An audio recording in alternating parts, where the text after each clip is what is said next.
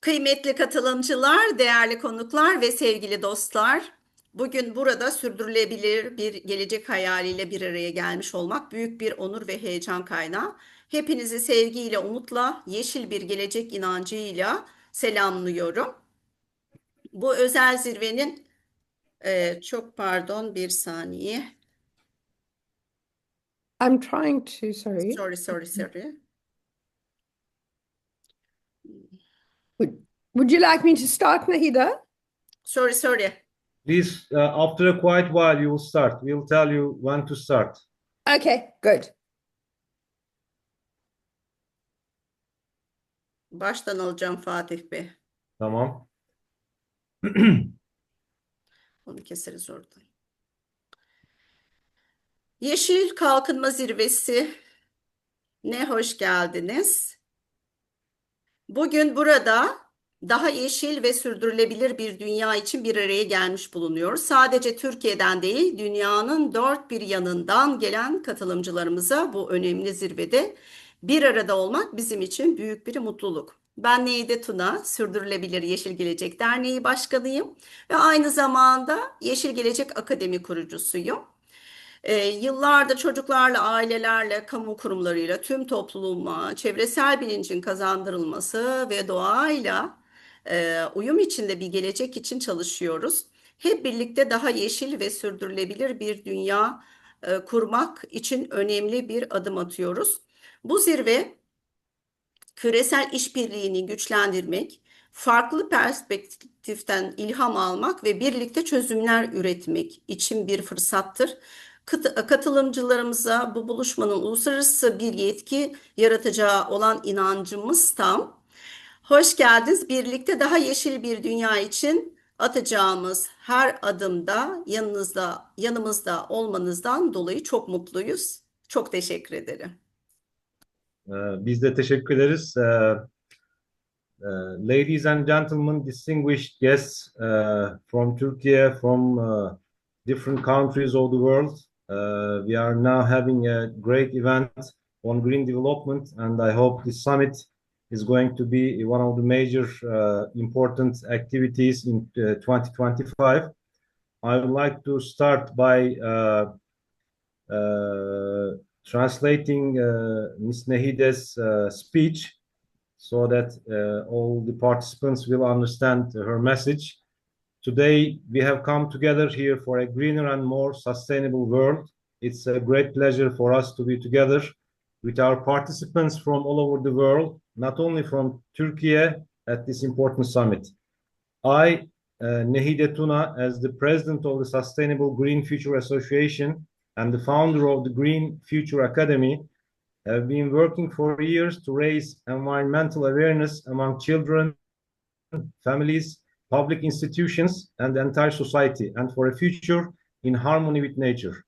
Together, we are taking important steps to establish a greener and more sustainable world.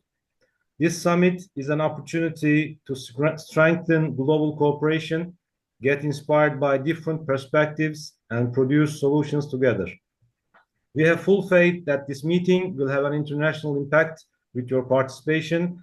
Welcome. We are very happy to have you by our side in every step we'll take for a greener world together.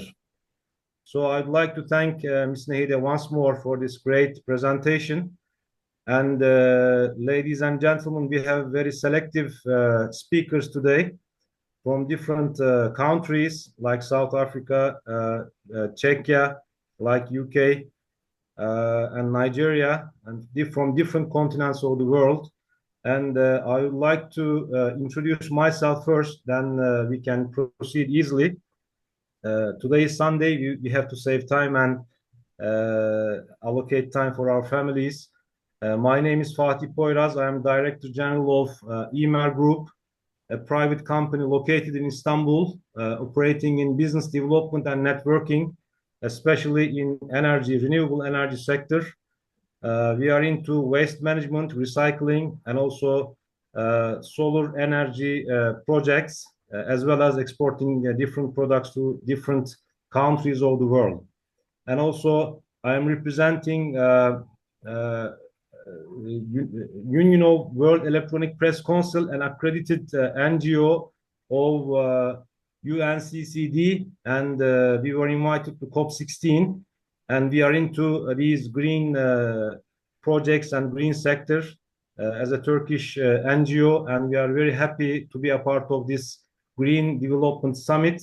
And I want to congratulate each and every member, every academician to contribute to this event. And as an economist, I see this initiative very important and very valuable because it brings private sector, academia, and the state actors to come together and to discuss green development for a greener world. Thank you so much for listening to me. So I would like to give the floor to Professor Jacqueline Goldin from South Africa to make her presentation. Thank you so much. The floor is yours. Thank you very much. Would you like me to stop after each slide so you can translate, or should I just carry No, on? you can proceed. You can Okay. proceed. Okay. Most welcome. Thank you very much for this opportunity, and I'm really, really delighted to be able to share some of my experiences with you, and I hope it'll stimulate some conversation. I'm going to start by just giving you a few slides on a global perspective, and then I'm going to take you right down onto the ground. And then I'm going to explain how being on the ground is so important for our global commitment and being global citizens. So why does that? So globally, I think you all know this, but just to situate and to locate where we are coming from, there is 10 million hectares of forest that is being denuded every year. That's the size of Portugal. They're just wiping these trees off the world. Jakarta is one of the most polluted cities in the world, you can see, and it's typical of many cities, but it's probably the worst. We see on the left there, we are losing ice mass, 136 billion tons per year. And then we look at inequality, and we see that it's exactly the same as it was at the beginning of 20th century. What progress have we made? Just go to my next slide. So this is just to, our literacy rate has risen. It's better than it was, but it's still bad. We're fighting racism. Racial discrimination is worsening across the world. When we look at mental health, we have something like 970 million people in the world suffering from anxiety or depression. Okay, so that's not a very nice picture, but it's important just to put us there. Why is it so important that we fight for human rights, for justice, and for a better world? So the Universal Declaration of Human Rights was in 1948. That's a long time ago, when they were outraged after the war of the way that we had been so cruel and violent to each other. Coming out of that many years later, I think this is 2022, UNESCO has come up with a recommendation for open science, basically meaning we need to have knowledge, we need to share this knowledge, we need to have a fair and just environment where this knowledge can be available for people everywhere so that they can change, they can make decisions that inform their lives and be empowered to make change. You can't manage what you can't measure. So science is extremely important, and it's a way to really solve global problems together. Sorry, my thing just...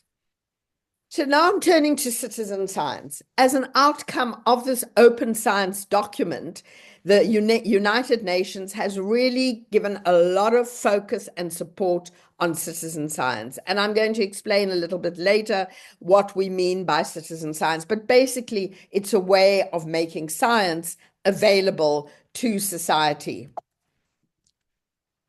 So this presentation is called A Pedagogy with a Heartbeat. So we believe that it's learning through the heart that you can make science and maths something that children love and want to learn.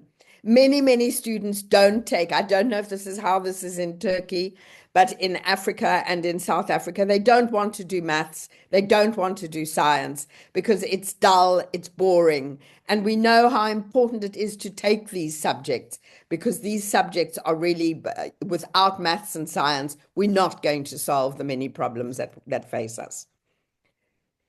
So the way that you teach science, you need to teach it differently. The way that you teach it determines, do you like it or do you hate it? So this is, we've got a model which we call learning with the heart, where we're taking water literacy, but of course it can be anything. It can be health, it can be around tuberculosis, it doesn't need to be around water. For us, it's water that has been our entry point into science. And we do water literacy classes inside the classroom. Then we bring the children outside the classroom and they can smell and touch and feel the water so that they relate to what they're learning inside, outside. And I'm just going to show you this slide.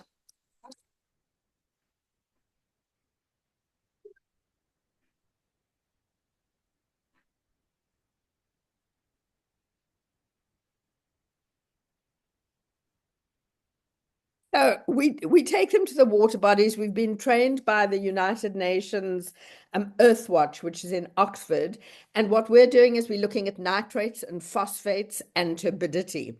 So the children watch these cards change from pink to purple. They can look at the turbidity. They can see when they fill this turbidity, the clarity tube, whether the water's good for drinking or not good for drinking. And they become really curious and they're filled with, there's a lot of laughter. We use a lot of art and dance. They tell stories to really relate to science in a way that is from the heart. We also use a very simple methodology, which is mini SAS, where the children put nets in the river, and then you can look at the sand in the river, and you can look at the animals that are there, the macroinvertebrates, and you can count how many tails or legs they have, and you can classify the river according to what the macrovertebrates are to see whether it's healthy or not healthy. Again, this is something that's really joyful and fun for the children to learn. So it's really about caring for others and caring these watery spaces where there's care with and care for. Just you'll notice we use these t-shirts, like we believe with that it's really important, not just the university. I had to battle with them. They don't like spending money on t-shirts, but t-shirts are important. It makes people feel they belong. It gives them a sense of identity. They become visible. They walk through the village and people say, what's Diamonds about? And then the children can talk about it. So it's not nice to have, it's a must have. So this is just inside the classroom. So we were honored in 2021 with a science summit in Berlin to break down walls between science and society. Our project was selected as one of there were 89 projects and we were the winner to represent a project that breaks down these walls between science and society, between rich and poor. So we began then in Berlin. We started our project in 2019 in the Limpopo province, which is one of the poorest provinces in South Africa. Just so you know, it's a province where there's 60% unemployment officially, and there's really a lot of crime. It's a really difficult province to be working in. So what began as a project in a very local place is now a global project. We're working now in Kenya, in Uganda, in Mexico. I think we're hoping, Nahida, to have somebody from Turkey joining us on this. And we are focusing, we had our first celebrations around World Water Day, which was in March 2025, and we are going to go right up until Mandela Day, which is July 2025, but then culminating around World Environment Day on June 2020, on June the 5th. And I hope that some communities from Turkey will be able to celebrate with us. So this is just in Kenya. So in the corner there at the bottom, you'll see one of our groups is in Peru. So they're very different groups. Like now that it's gone global, it's a strange animal that's got many different colors. And what's important is to really adapt to what is what is needed in that particular community. And I'll show you my last few slides what I mean by that. But this is a fishing village in Peru, and then this is the Maasai in the Narok County, which is the Great Rift Valley in Kenya. These are some of the children. We've got 20 schools we're working with in Kenya. So it's about 1,000 children, and they're going down to the rivers to measure the water. And so it's really making complex questions very accessible, and it's reimagining communication of science. So we use a lot of these kind of graphic facilitation, storyboards. As I was saying, it's art, it's dance, poetry, a lot of different ways to communicate science so that it is accessible. These are just, some of the different techniques. So it's really this idea of opening the heart to science. So programs like this are really important because they spark curiosity. So it's not just about learning about water. It's really about developing a flexibility, being able to take initiative. If we're going to solve these complex problems that face us all, we need children who can love, who can be curious, and who can be wanting and agile and wanting to solve these difficult problems. For us, the definition of citizen science is taking science out of the library, taking it out of the laboratory and putting it right there in real life. And you can see the cows and the animals and the dogs. This is really real life. It's no longer in the corridors of academia. So let me just stop for a moment here. I'm coming to the end of my presentation, but I spoke to you in the beginning about this idea of macro and micro. And I showed you a slide where I spoke about caring with and caring for. I believe when you go into a place like we went into the Narok County where we're measuring, you must be attentive to what is there. You can't just go in and say, we're going to collect data. It's not about the grand event, which is the collection of data. It's about the process. It's about opening your eyes and being aware of where you are and what are the real lives of the people around you. So in these schools, there was a lot of enchantment because of the dance, because of the curiosity, because of the excitement. But when you look at these photographs, there's extreme disenchantment. And if I may say, also anger. These are toilets where you get 200 or 300 children sharing the same toilet. Girls and boys share the same toilet. This is a classroom where there's nothing on the walls. There are no blackboards. There are no laboratories. The river and projects like Diamonds are the laboratories for these children. So I believe that to be responsible researchers, to be responsible citizens, we need to open our eyes and see what is around us, not just what we want to see, but also photographs like this that can be disagreeable for us as researchers. We teach ourselves that our science is in a box. This is what our research question is. This is what we set out to find. But it cannot be like that. If we are responsible citizens, we cannot keep science in a box. It must be part of the reality of the people around us. And so we've started now, out of this data collection program, we've started a school improvement plan. We're going to try and improve the 20 schools, one school at a time. I'm starting a fundraising initiative. We will do one school and make sure that school has toilets, has a fence around it so the children don't have to worry about wild animals, and that one school becomes then a functioning school. It's very difficult to teach science when you are worried that you don't have water and that your toilets are so dirty and unhealthy. So Diamonds is approaching many. It's not just 6.3.2, which is the water, the SDG for water. It's also good health and well-being. It's gender equality. It's general relief of poverty, and it's building stronger institutions. So I think this is my last slide, and this is just to say that when we're doing one thing, you're actually doing many things, and when you're thinking out of the box, you can see you can't keep science in little straight, comfortable lines. So this is just what counts in life is not the mere fact that we have lived. It is what difference we have made to the lives of others that will determine the significance of the life we lead. If we don't fix what is broken, then what?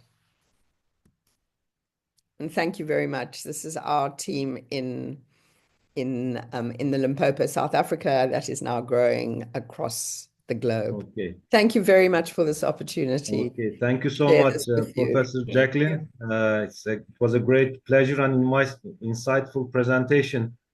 So there is a question addressed to you by Ms. Burcu İlmen, and also I'd like to inform all the participants that they can share their questions through this message box. So I would like to address the question to you. Dear Dr. Goldin, your research on the cultural dimensions of water use has been followed with great interest. Your work highlights that water is not only a physical resource, but also an integral part of community identity and social structure. In this context, how do you think your findings could guide future developments in water management policies and help strengthen community resilience? Wow, that's a very big question. Yes, yes. Let's simplify. So just to come back to this idea, I think I said right at the beginning, I started on the macro level. I believe that it's really by addressing the minuscule, the minute, the details, is that you start becoming responsible citizens and you address the macro. So if I can come back to the question, I think it's by really doing one step at a time, one school at a time, one country at a time, perhaps if one wants to go, that you start influencing policy and people say, this is the way. I think in Kenya, we're already beginning to do that slowly. We're fitting into the competency curriculum. And I think then government begins to look up and say, we can't do it alone. We need to rely on citizens. We need to rely on NGOs on the ground. So it's less top down, but more participatory and more bringing people together who've got strengths in very specific places, not just in government at the top. So I think it's working in tandem in that way with government. I hope that's answered your question. Okay, so it's enough for now. So and also there's another question by Mr. Michael Ian. If she is going to fund a school, may I know what will be the return on investment of that? So I think the schools that you are planning to open in the field will be privately operated. So any investor or any donator is priorly interested in the return on investment, the performance of the schools. Fatih Hocam, So do you have any idea? Fatih Hocam, Renuka bir şey soruyor. Sıra ondaydı sanırım. Muhtemelen onu söyleyecek. Look, I mean, all I can say, I can speak for the United States and for South Africa. There's a tax break for investment. So if somebody invests, they can write it off tax. But I think the investment, as I see it, but I'd like to have this conversation. Please do give my email address and we can have further conversation. For me, the investment is an investment as a global citizen.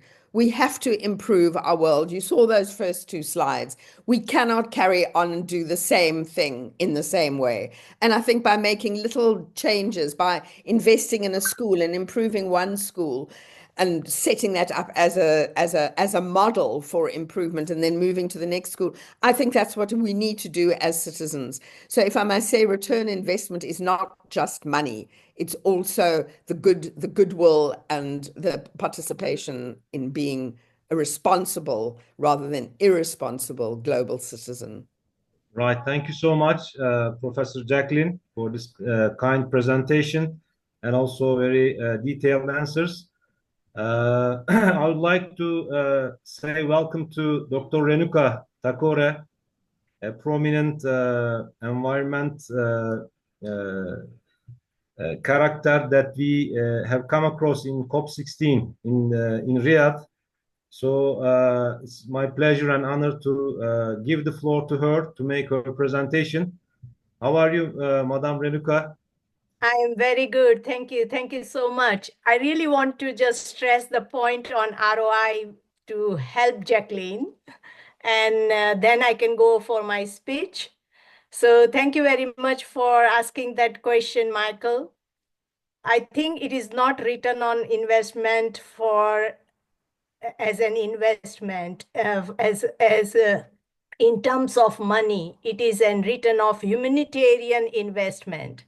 I think that is the missing part when any investor is doing. So let us move from investment in just E to ESG. And that would help us to think around that box. Okay, thank you very much. So I will now move to my speech. Thank you very much. I don't have my presentation. I will just be speaking. I will. Is anyone translating today, or I just go on speaking in English? Please speak in English, and you are most welcome. Okay, wonderful. Thank you very much. You're welcome. So May I distinguished interrupt for a guests. second? Sorry? Ms. Thakore, Ms. Thakore, you have 25 minutes, and you can fully speak English, so you can continue. I have 25 minutes and I should speak in English. That is what you say? Right, right. Okay, I Please understood. Thank you proceed. very much. I won't take full 25 minutes today, but however, I will try my best to convey my message. Thank you very much. So, distinguished guests, esteemed colleagues, and ladies and gentlemen, good morning, good afternoon, good evening from wherever you are joining today, and let me congratulate Nehide and all others who have been working so hard since 4 months to organize this event and have been delivering here. I also put my special thanks to uh, moderator here, uh, Faith, and also very special thank you for greeting me first. So thank you very much. So yes, it is a great honor to be here today and reflecting on. So I will be just putting my perspective into the country level, NDC level, and so on. So it's a bit high level. However, I will try to then make it as simple as possible. So it is definitely a great honor to reflect on, Turkey's journey towards sustainable future. It is actually what I see from last 3 or 4 years. I have been with Turkey. I have seen Turkey Environmental Council and many young people are they have connected with me as a part of GSFN. And I see that they are full of ambition, and they have also, started a pathway that would lead to resilience. And I also see an unwavering commitment to global climate goals. I was first introduced to the activities or the school activities that can be integrated for SDGs for kids from Turkey. And I am endorse one book like 5 years ago, and that was my first encounter with the Turkey citizen. And I feel that they have gone a long way, and there are several other, even institutions and so on. Even after going through the earthquake, they have very rapidly come out of that earthquake and the shock, and they are performing very well. So as many of you know, Turkey has been significant strides by ratifying the Paris Agreement and submitting an updated nationally determined contributions that set a clear pathway and a commitment to reaching net zero emission by 2053. That is the goal they have already established. And this is not a small undertaking. It reflects the recognition that climate change is not a choice, but it is a necessity for our shared prosperity, security, and well-being. So today, let me explore how we all as a academic, but also we have practitioners here and few policymakers as well. So let us see how we all can act or must act, and also to act together to translate these Turkey's NDCs into meaningful practical progress on the ground. So let us first see what achievements we have already done in Turkey. So Turkey has emerged as a regional leader in renewable energy. If you visit, International Carbon Registry, which has all the projects open, you will find most projects from Turkey. And they are in biogas and solar plants and many others. I was really impressed to go through those projects. So I definitely agree that they have emerged as a regional leader in renewable energy, and they have ranked themselves among the top countries who have installed geothermal project, solar project. They have also invested in, wind, solar, hydro, and all that diversity, like investment in diverse renewable energy mix, have helped them to contribute not just to lower emission, but also they are full of now probably at a full capacity of energy security and economic growth. So there, they have set an exemplar of you few developing countries in the world.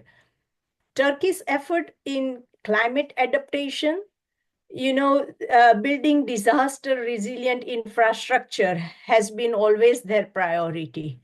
We have seen they have overcome the shock of this earthquake very, very fast, and they have again, like not only just going to the normal, but they have done very well in those things. So it is definitely of course, I think earthquake is not one of the things that we can have early warnings, and a lot of research is missing there. However, we have other early warning systems like floods and droughts, and they are commendable in Turkey. They have done very well in those things. Programs to enhance urban green spaces, then promote sustainable agriculture, and then manage water resources. All these things have been done very well with them, and they show a growing understanding that climate action should be systemic and multi-sectoral. So here they bring all those that is needed to show or to lead on how we can establish climate action. However, I know that this is not so complete picture for achieving what they need, in by 2053. Challenges do remain, and the main challenge is rapid urbanization. Rapid urbanization is draining the resources. It is it puts stress on the resources. And water scarcity looms large, particularly in the agriculture sector. And the economic dependence also is there still on the fossil fuels, which continue to pose a major hurdle to decarbonization. So there are complex issues, of course, and they demand that we move beyond any isolated efforts that we are making. And we should be moving systemically and inclusively, and accelerated actions should be demonstrated. So how should we go about it? So we should, I suppose, because of the three groups, or mainly three groups, which is called an intersection of the society, falling into academia, practitioners, and policymakers, we can have three-part roadmap to lead on what we have already done, what has been, established as a success criteria or successful, demonstrations. We can help that grow in scale.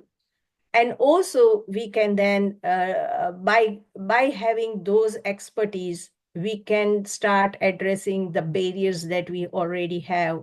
And that would be not just inspirational, it can be operational as well. So that is where we want to go.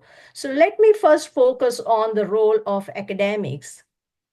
Academics are the group or the people who are well known or recognized to be bridging the knowledge with action, right? So we have to, and that is very important when Jackie mentioned that research is not in a box. Research should not remain in a box. Academia, I wondered how many academias or researchers like Jackie have gone into the community and spoken about their research. I hardly see them on the ground. Community leaders do that, but they are not fully informed by the research. There is a lot of gap, and we need to bridge that gap. So academias must be at the forefront of designing solutions that are not only scientifically robust, but also socially and economically viable. Of course, when Michael asked this question about how it works as a return of investment, that is very true, because these practitioners look at that economical viability. And therefore, we should be, but when the community comes in, we need to look at social viability, because economic viability could be just a small percentage of it, and maybe it is what do you say? It is providing benefits to a small number of people. And so our any scientific solutions or the designs that we provide to the country or the economy or say our citizens, it has to be scientific, but also socially and economical viable. And so any academic, when they do research, I have generally seen that 90% of research is done out of their own interest. Why? Because they have the interest, they know that knowledge, and so on. And so they deep into that area and explore that area and so on. We forget that probably the solution that you are providing may not be accepted or may not be viable for the society in which you might be providing that. It is very important that any solution, may it be technological or may it be social solution, it must be diffused into the society seamlessly, I mean, without barriers. If your products and services that you are providing to the citizen is not diffused in the society, it will go in vain. Your research will also, your time, research, your resources will also not produce well enough return of investment.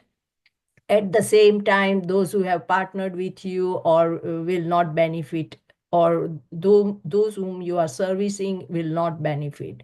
So academic work should move closer to the real world needs, and they should be, integrated, or it should be an interdisciplinary, but I would say going over that is transdisciplinary research.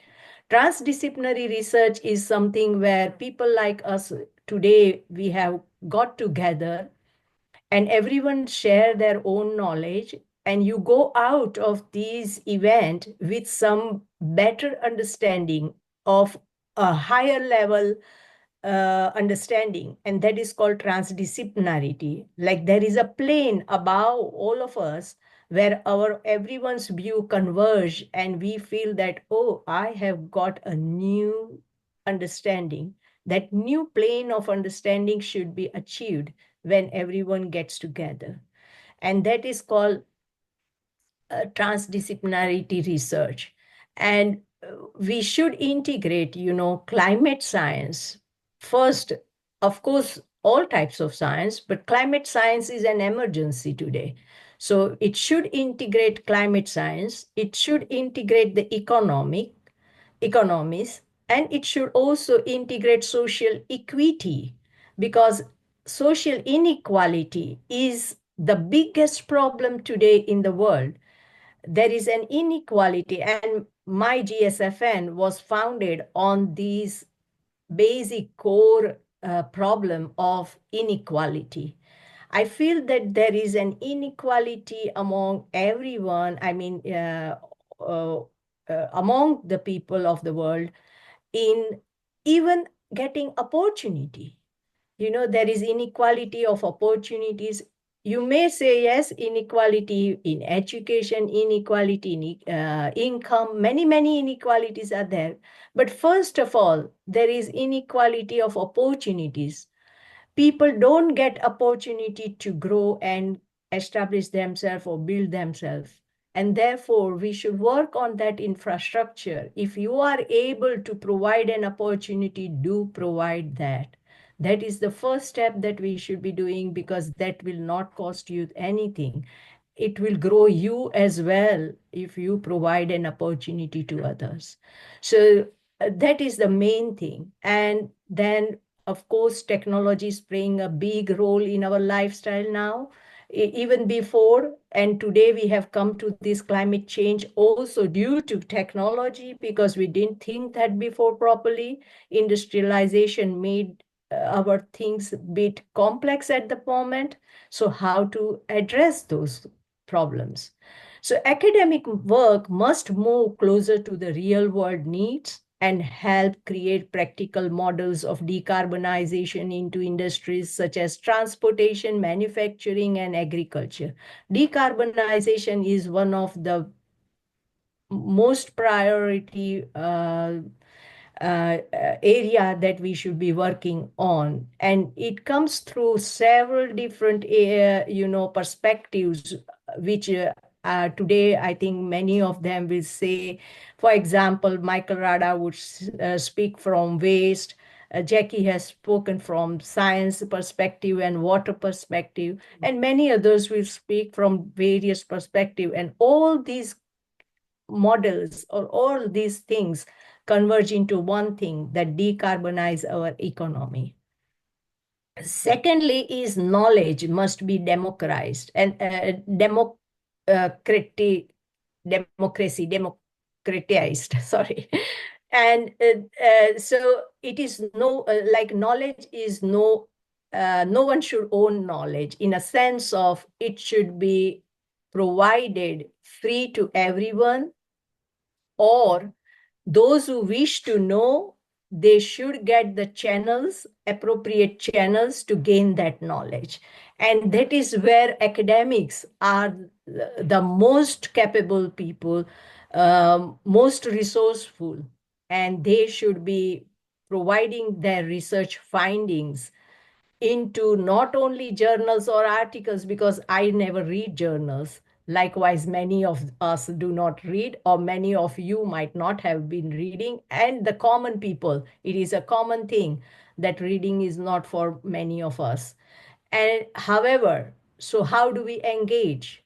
We engage in such events, we engage with the community in day-to-day lifestyle, doing our businesses, and so on. And we have to be very particular that we put our knowledge finding into our action and demonstrate that for people for an easy following.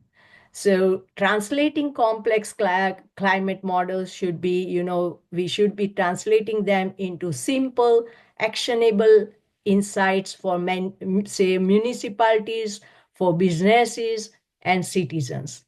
Citizens, these all groups, they are not academics. They will not understand scientific or climate, say, change from scientific perspective. But you can tell them that, okay, please move from traveling by car to walking if it is a small distance, or if it is long distance, move from traveling by car alone to maybe a public transport, which is run by maybe better fuel.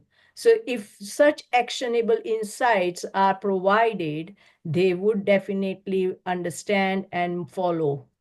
So, and finally, the most important thing that academics do or universities do is they train future leaders. All the students who are coming out of these universities, they are, going to lead us. They will be telling us, they will be showing the people the way forward. They will be taking decisions. They will be sitting on the roundtable discussion. And that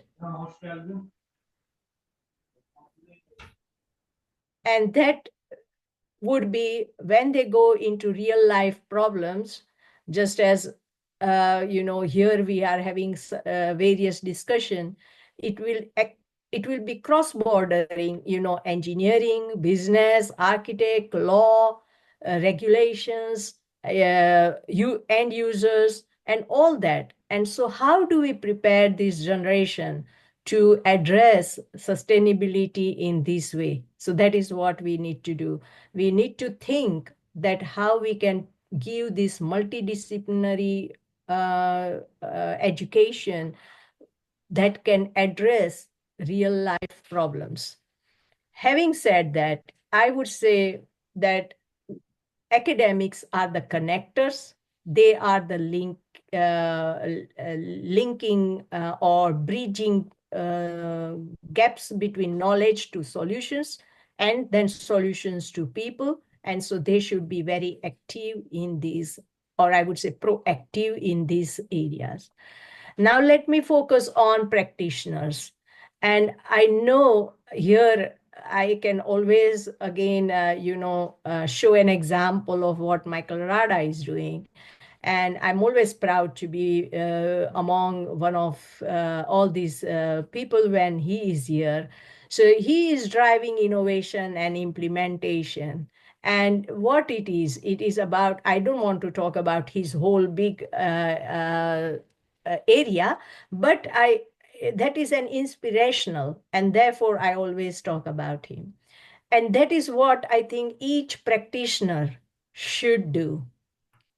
And these would be like engineers, architects, farmers, entrepreneurs, urban planners. All of these can be an implementer of Turkey's, climate vision.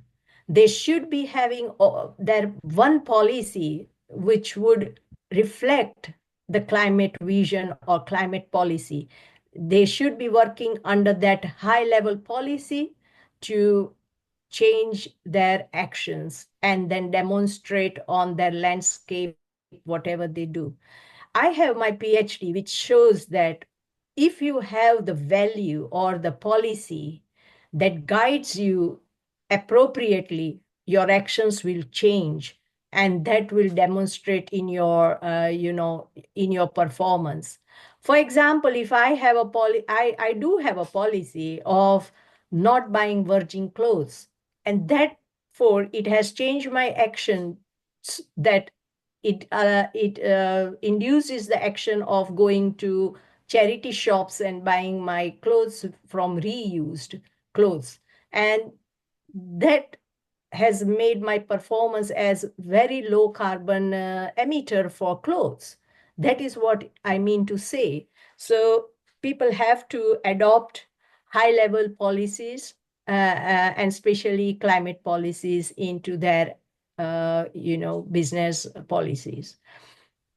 So this would also include like adopt and adaptation of clean technologies. Wherever there are green building standards or smart agriculture systems or renewable energy integration or low carbon logistic, these all practitioners can champion and they can innovate at a large scale. And so every practitioner should be educated again by the academias to do that. So we must go for a clean technologies. Again, now these businesses deal with communities every day, that is their users, product and service users. So solutions designed by these practitioners should be such that they are acceptable by the people, or they are co-designed with the very people in mind, and with the people that it will impact.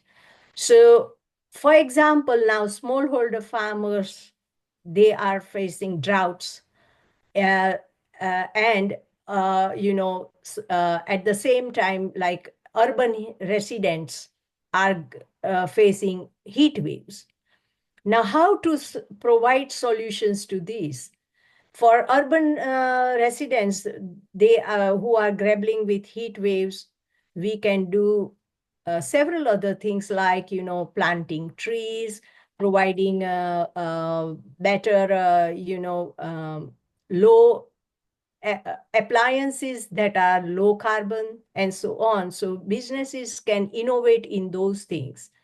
For smallholder farmers, when they are facing drought, we can induce, solutions like rain harvesting, or we can improve their soil by agroforestry and so on, that can retain more water and so on. So there are several solutions, but we have to get into the real problems that they are facing, and act with them, like find the solution working with them, so that they are contextualized, situational, and also practical. So that is where we should be going. So participatory approaches should be carried out, and they should ensure that climate action is both effective and equitable. And finally, we should be strengthening all the projects with resilience.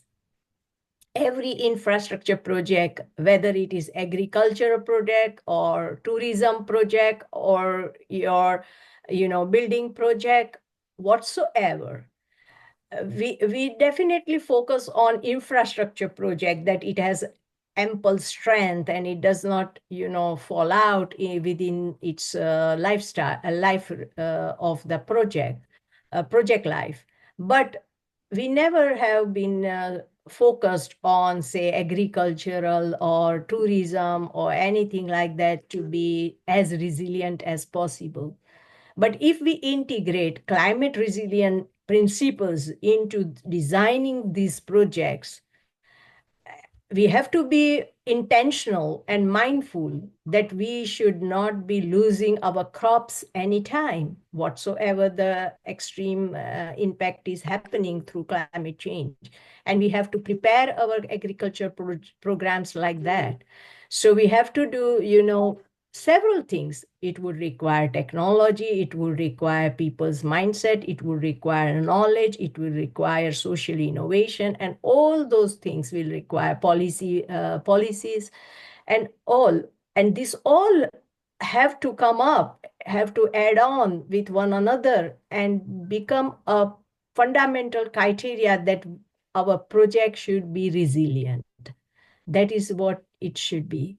So in short, like I would say, when I say academics are connectors, I would say practitioners are catalysts. They can catalyze the climate action from plans to practice. They can catalyze from and scale up, and they also can inform the policymakers what is working and what is not working on ground. Thank you so much, Madam Renuka. Yeah. I would like to give 5 minutes for QA session. There are some questions addressed to you, so I'd like to address them to you. Okay. Will change of language used by academia and researchers help spreading the opening, or we can say breaking these laws? This is from Michael Rada. This question comes from Michael Rada. And the second one, should prepaid research be marketed to be understood same as, for example, paid promotion? These are the questions from Michael. Okay. Change of language used by academia and research helps spreading and opening, or we can say breaking the silos. Yes, thank you very much. I think change of language is completely needed because we speak in very high level academic language, and that is not going to, like, even if you say climate change, what does it mean to the common person? Or what is that? Nowadays, yes, after a long 50 years, it is seen that climate change word is common within the citizens, but initially it wasn't. So we have to talk in a simple language. That is very true. And so only the simple solutions are better for citizens when they are tested within academics and practitioners. Thank you. Okay, Next. thank you so much for this nice presentation. And I would like to give the floor to Mr. Bhaskara. So she is going to address us with his presentation.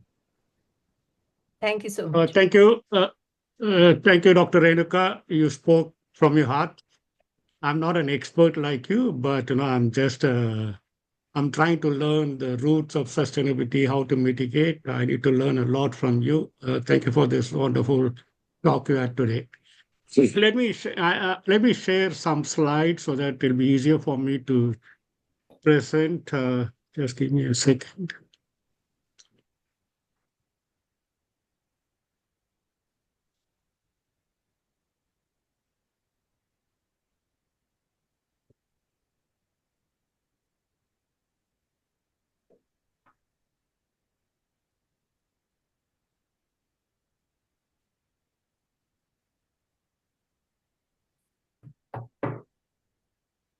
I'm not familiar that much with Zoom. Let me just see how to share it.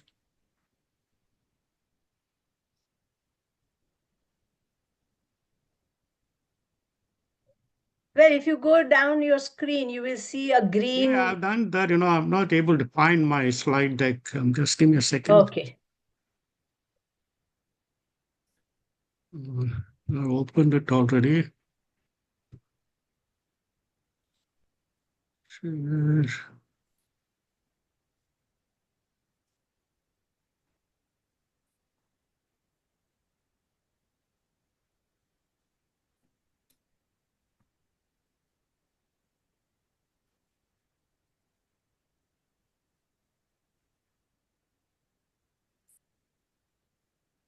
Are you able to view my slide? No. Yes, we can, Mr. Bhaskaran.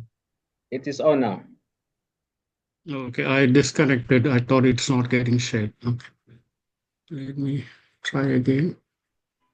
I go to share. Yeah, okay, so got it now.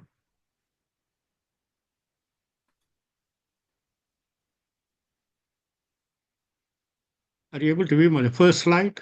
Yes. Okay, fine. Okay. So my name is Bhaskaran. I got 37 years in IT, various industry sector. I run a company called InvoSystems. But past 5 years, I've been focusing more on sustainability, trying to learn, what is sustainability, how I can contribute in a small way. I'm a sustainability practitioner. You will see me normally in Singapore in T-shirt, unless I go to meet some ministers or somebody. I'm an environment sustainability activist, which basically means that I will not hesitate to raise tough questions even to the Prime Minister of Singapore, right? To prove the point, like many, we keep talking about, we keep talking about sustainability, take action, but sustainability starts at home. To prove a point, I've started, in October 2024, I was consuming 1,010 kilowatt hour at my home. And in March 2025, I've reduced it to 657. To prove a point, I'm not just a talker. I actually practice what I preach. That is what is important now. So I also ended up saving around $100 Singapore dollars in the month of March, which is also like, in this recession time, $100 is also a lot of money. But to prove a point, that you can take action to reduce your consumption of electricity at home, by adopting sustainable practices. And also, you can also save costs. That's what is important, right? Many people ask me, what should inform me? Why should I adopt, why should I adopt responsible consumption? So, that, you're contributing to save the planet Earth for current and future generation, you're able to reduce your consumption, measurable consumption, because all other things are not measurable electricity. You also are able to save cost. I'm part of Asia-Pac Sustainability Advisory Council, consists of major MNCs. Basically, I run a company called InvoSystems. It accelerates awareness and drives widespread adoption through planet-sustained mobile app to collectively achieve the net zero goal. Empowering governments, like we work with Ministry of Sustainability and Environment in Singapore, businesses and suppliers, engaging students, youth, employees, and individuals meet the SDG goals like 13, 12, and 15. For me, 12 is very key to tackle the 13 and 15. I'll start off with the simple slide. Climate change and global warming is impacting life on planet Earth. I have a 10 minutes video, which I can share the link, the root causes, as Dr. Renuka mentioned about inequality, poverty, corruption, greediness, all this contributes to, sustainability, issues. So I can share the link with you. There's a lack of awareness. Not many are aware, like what actions to be taken, how they can contribute even in a small way. So with this in view, we developed a mobile app called, Planet Sustain for the people, for the planet. We'll partner with everyone for a common purpose called Actionable. We don't just talk about it, but we do some action, whatever may be the action, but we take some action on the ground. Dr. Renuka talked about, collaboration. Many people do not want to collaborate at all. They think, like sustainability is $1 trillion business. They want to make money out of it. So they don't want to collaborate. They think, they'll be losing their consumer client base, or user base. So we want to ensure, we collaborate with everyone. So we partnered with Ministry of Sustainability and Environment from 2023 onwards. Again in 2024, this year it will be happening in 2025 from 16th of May to 29th of June. If you look at, like the photo, the person standing in black shirt is the Prime Minister of Singapore. So it's an high-profile event. Singapore, does a lot of things. They lead the entire, world, maybe in terms of, putting up, policies, framework, taxes. We have a carbon tax in Singapore. This year it's 25. Next year it's $40, $80, $140, things like that.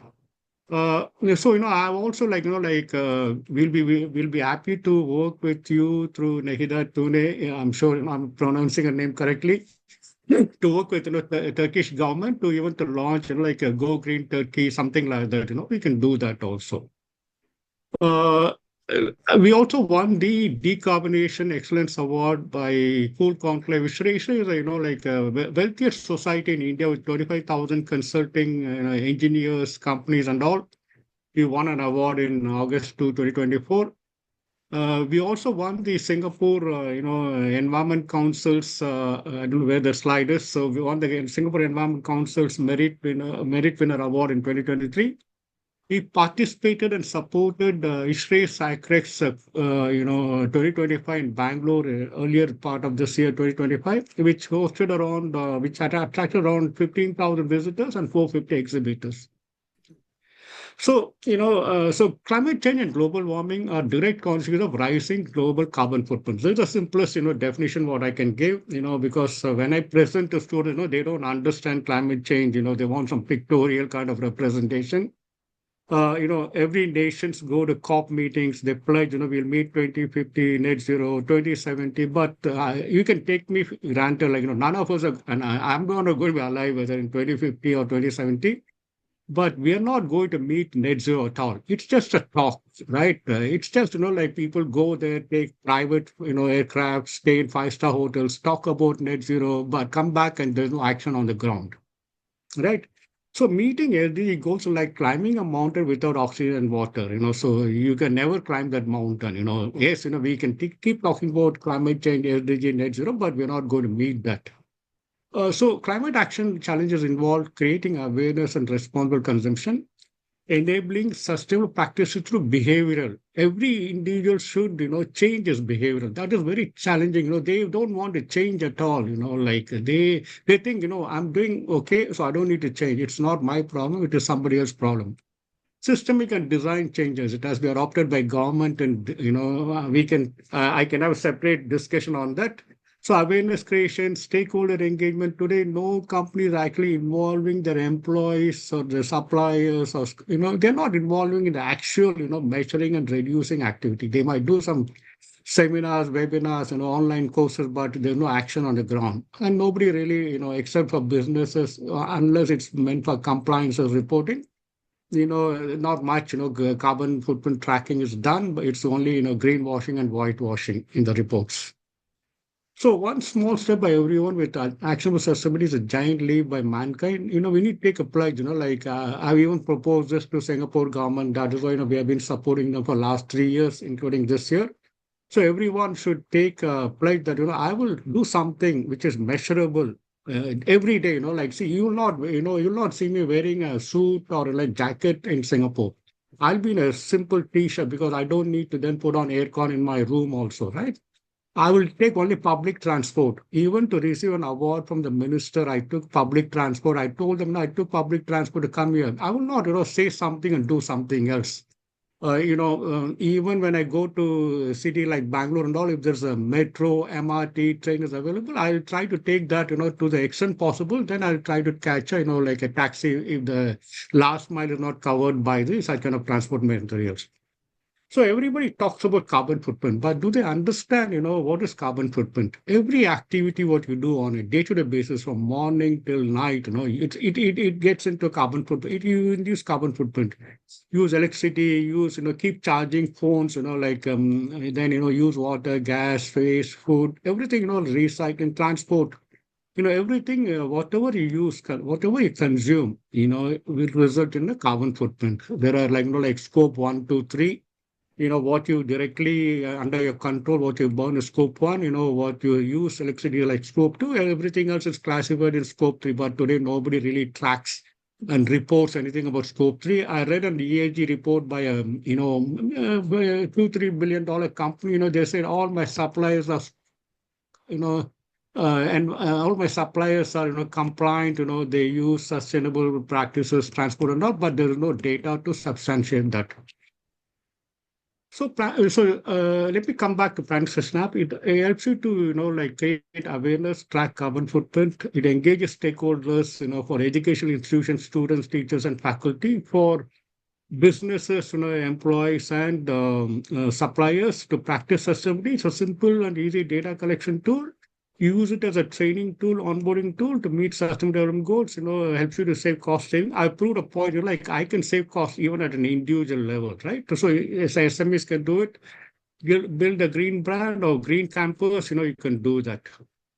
The app, basically the way the app works, submit your consumption data like electricity, water, gas, plastics. I'll show at the end of the presentation how to do that. View your monthly carbon footprint, adopt sustainable practices, exercise social responsibility, realize cost saving, and save life and planet for current and future generation. Many ask me, as I mentioned earlier, right, what's it in for me, right? I tell them, you fools, you all focus on only on like passing on your wealth, property, gold, or crypto coins to your next generation. But if there is no habitable world, right, it's not going to be of any use. Only when and we all think, like our children are not competent like us. We are the only, experts. We are only the brainiest people, so we need to ensure our children have enough wealth to take care of themselves. They are much more knowledgeable, and, they may not have the experience and wisdom, but they're much more knowledgeable and they can take care of themselves. So what is our, role would be to pass on an habitable world, where there's not, the climate change is impacting, life and, planet Earth. There are various things, you might be, even, like you see an earthquake, you see drought, you see forest fire, you see sea level rise, various things. So we need to ensure at least, we don't, damage the planet Earth, to the extent, what people are predicting, right? The scientists are predicting. So this app is highly compliant with PDP and GDPR. We don't collect data. We don't misuse data. Nobody can come and hack our server because we delete even the email ID collected on the same day night. So there's no personal data is available on the server. To the point, the app will also work offline, which means that once you install the app, logged into the app, you don't need internet or like a Wi-Fi connection for next 12 months during the subscription period. We follow business carbon data protection policy. We developed the sustainable IT and app design and soft services. If somebody needs some details, I can talk to them. We don't monitor any user data, carbon data, because our job is not to utilize like user data to run our services. The app is available. It's a one-word planet sustain. It's available on Google Play and App Store. QR code, there's also a website, like planetsustain.org. You can go and look at various details available there to download, how to install and all. So we work with businesses, SMEs, corporates, educational institutions to engage, their stakeholder like students, employees, suppliers, and also to track the business carbon footprint. I will skip the slide. So we also run Planet Sustain sustainable programs for educational institutions to engage students, faculty, and teachers. We have done it a few times. We've also done faculty development program, recently.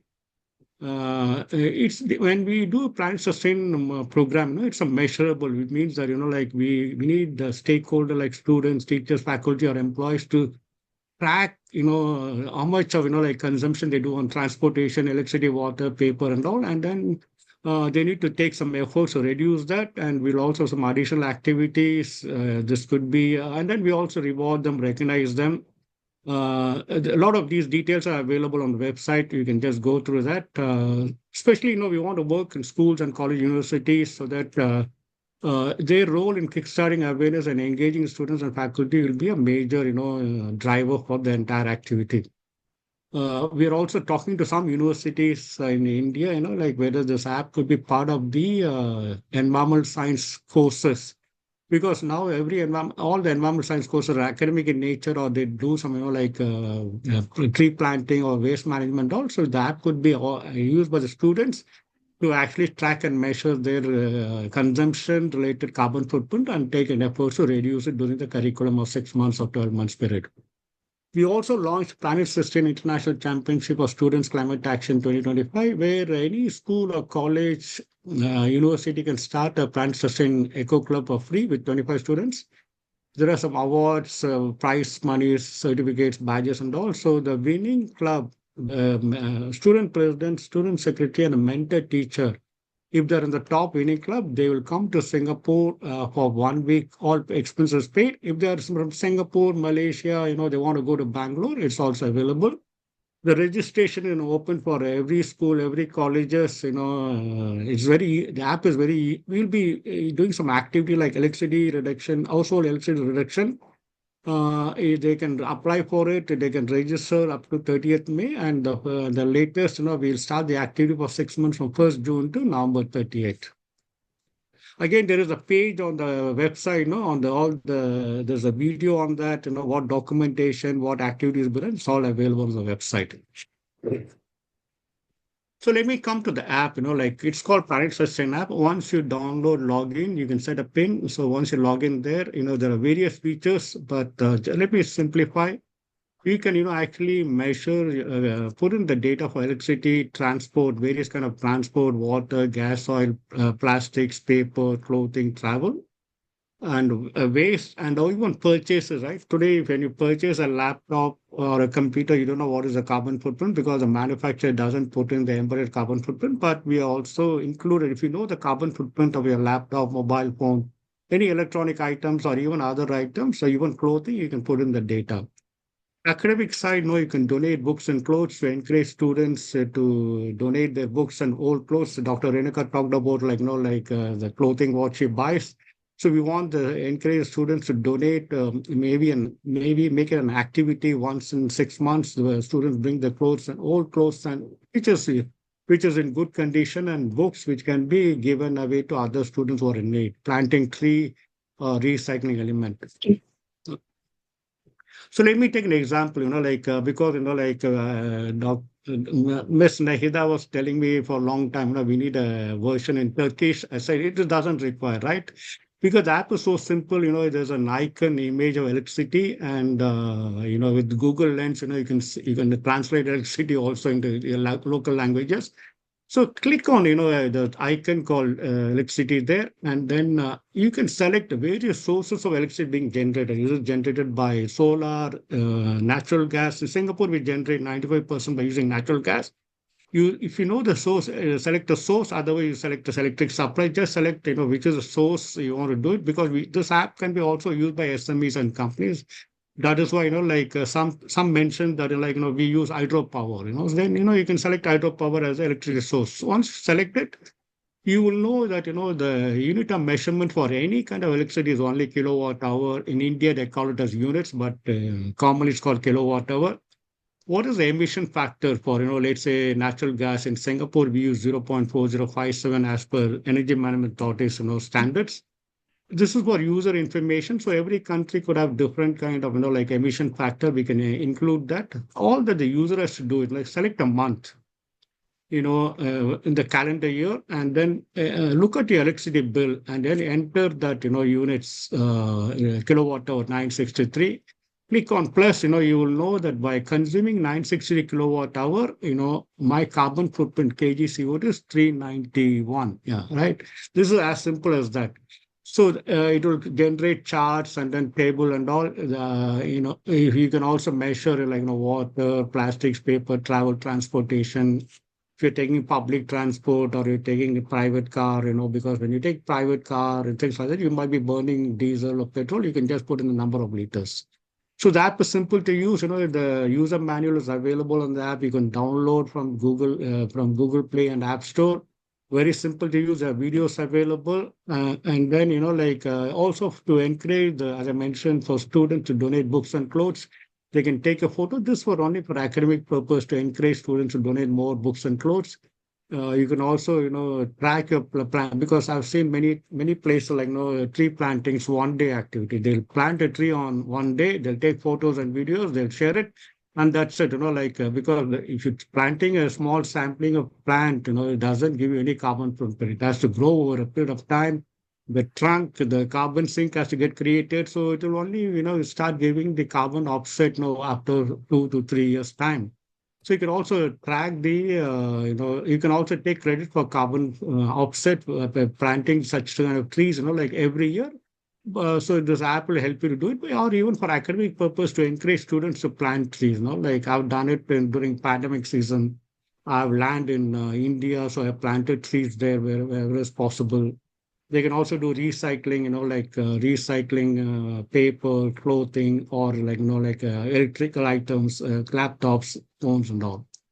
So once you're done it, for me, it just takes around 10 minutes in a month. You can enter data every day, anytime you want, or once in a month. It just takes, 10 minutes from the entire data, and then I can, look at a dashboard in the app. I can also generate the scope 1, 2, 3 carbon footprint from this. If I'm a business or SME, I can generate a PDF and Excel sheet from the app itself. We also encourage to, basically stakeholder like students, to do more of offset, less of, emission. So we can generate a leader dashboard for that particular school or a college, so that if it's green means they're doing more of offset, less of emission. If it's red means they're doing more of emission and less of offset. We can also work for large businesses, if they have branch offices, engage stakeholders like employees, workforce, suppliers, and all. The app will collect data, but if you're using on an individual basis, right, the app doesn't send any data to the server, right? It will not collect any data.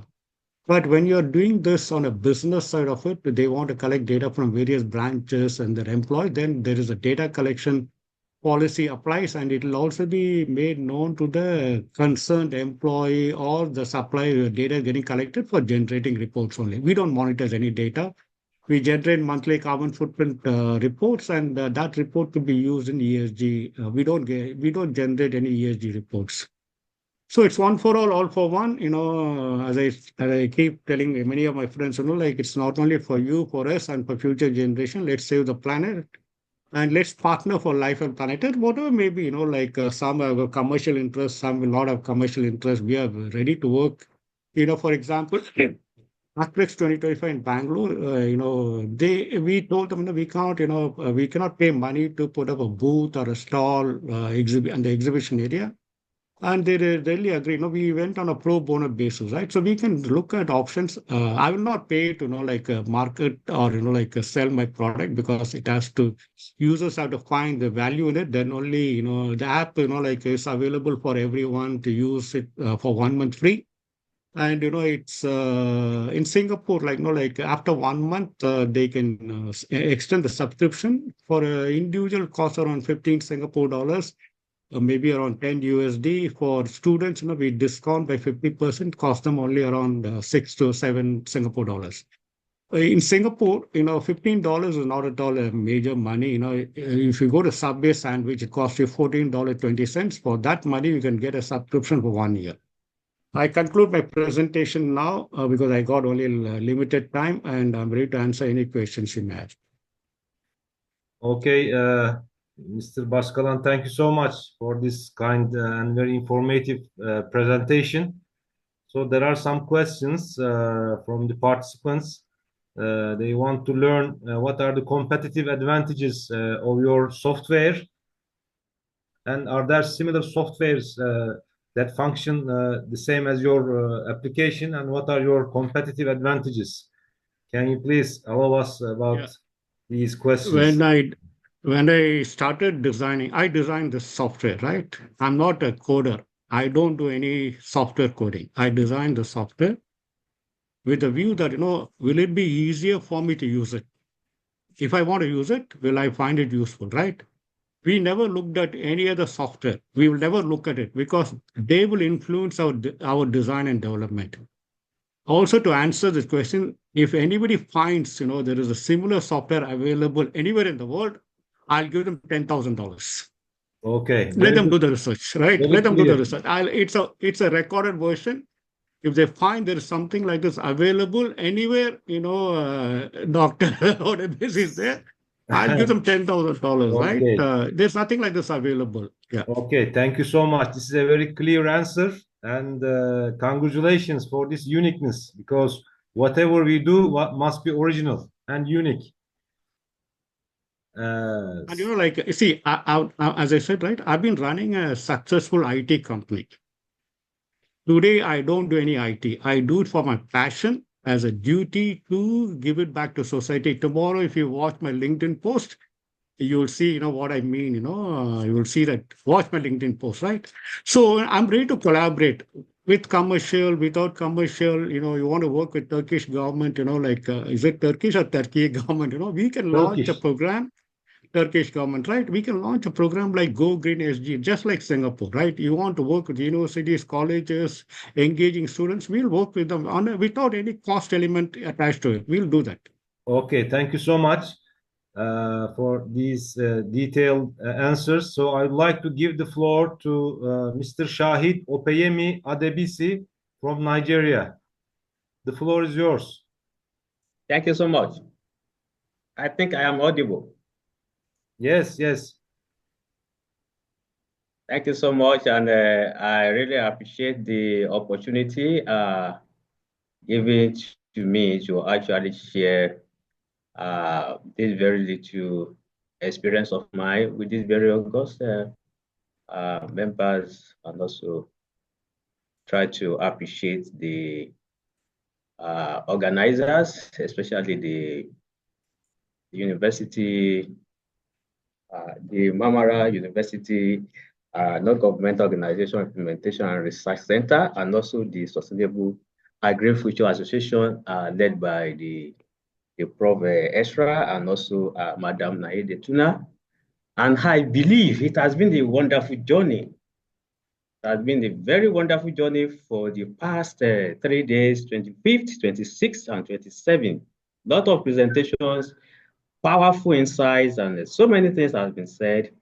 And yes, I just want to come from the perspective of the Global Scholars and Leader Support Network, which we are actually saying that beyond beyond the words and holding discussions like this, seminars, summits, conferences, actions is actually very needed. Like Mr. Bhaskaran rightly said, we need action. We need action, serious action. But why is it that we have not actually seen action? We are going to get to know in this very presentation. So I sincerely greet everybody. And this is a Green Development Summit, Turkey 27th day of April 2025. I'm trying to navigate my this. Okay. I want to start by saying that our world is actually crying, our world is actually angry, and also the people are angry, and also so many elements within the world, the planet Earth is actually angry. And that's the reason why I actually portray these very different pictures of how anger and different perspective of the anger that is being vexed from the planet. And why? Because we are supposed to actually be happy because we have been able to multiply for the past 100 years from 1920 to 2020. We have been able to grow our population from 1.8 billion people to actually 7.9 billion. And I believe that some statistics is saying that we are already 8 billion people on Earth. We should be happy because we are actually multiplying. But why the anger? Likewise, that very growth has been 339% increase over the last 100 years. And also it is actually projected to hit 10 billion by 2050. We should be happy because we are actually growing, we are multiplying, and that is the essence of existence. But unfortunately, as we are actually growing and we are increasing in population, we have the resources, the natural resources that are actually being utilized. You can see from the statistics, we have a 700 billion cubic meter withdrawn per year as at 1920. And now we have a 4,000 billion cubic meter being withdrawn per year as at 2020. Likewise, agriculture has been using the land space from 4.5 million kilometer per square to 15.1 million kilometer per square. That is telling us a story, and that is the projection. That is giving us the foundation of what is actually happening, why the angers from every element on the planet. Likewise, as we are utilizing the resources, we are generating waste. And that very waste we are actually generating is creating another effect, and that is climate change.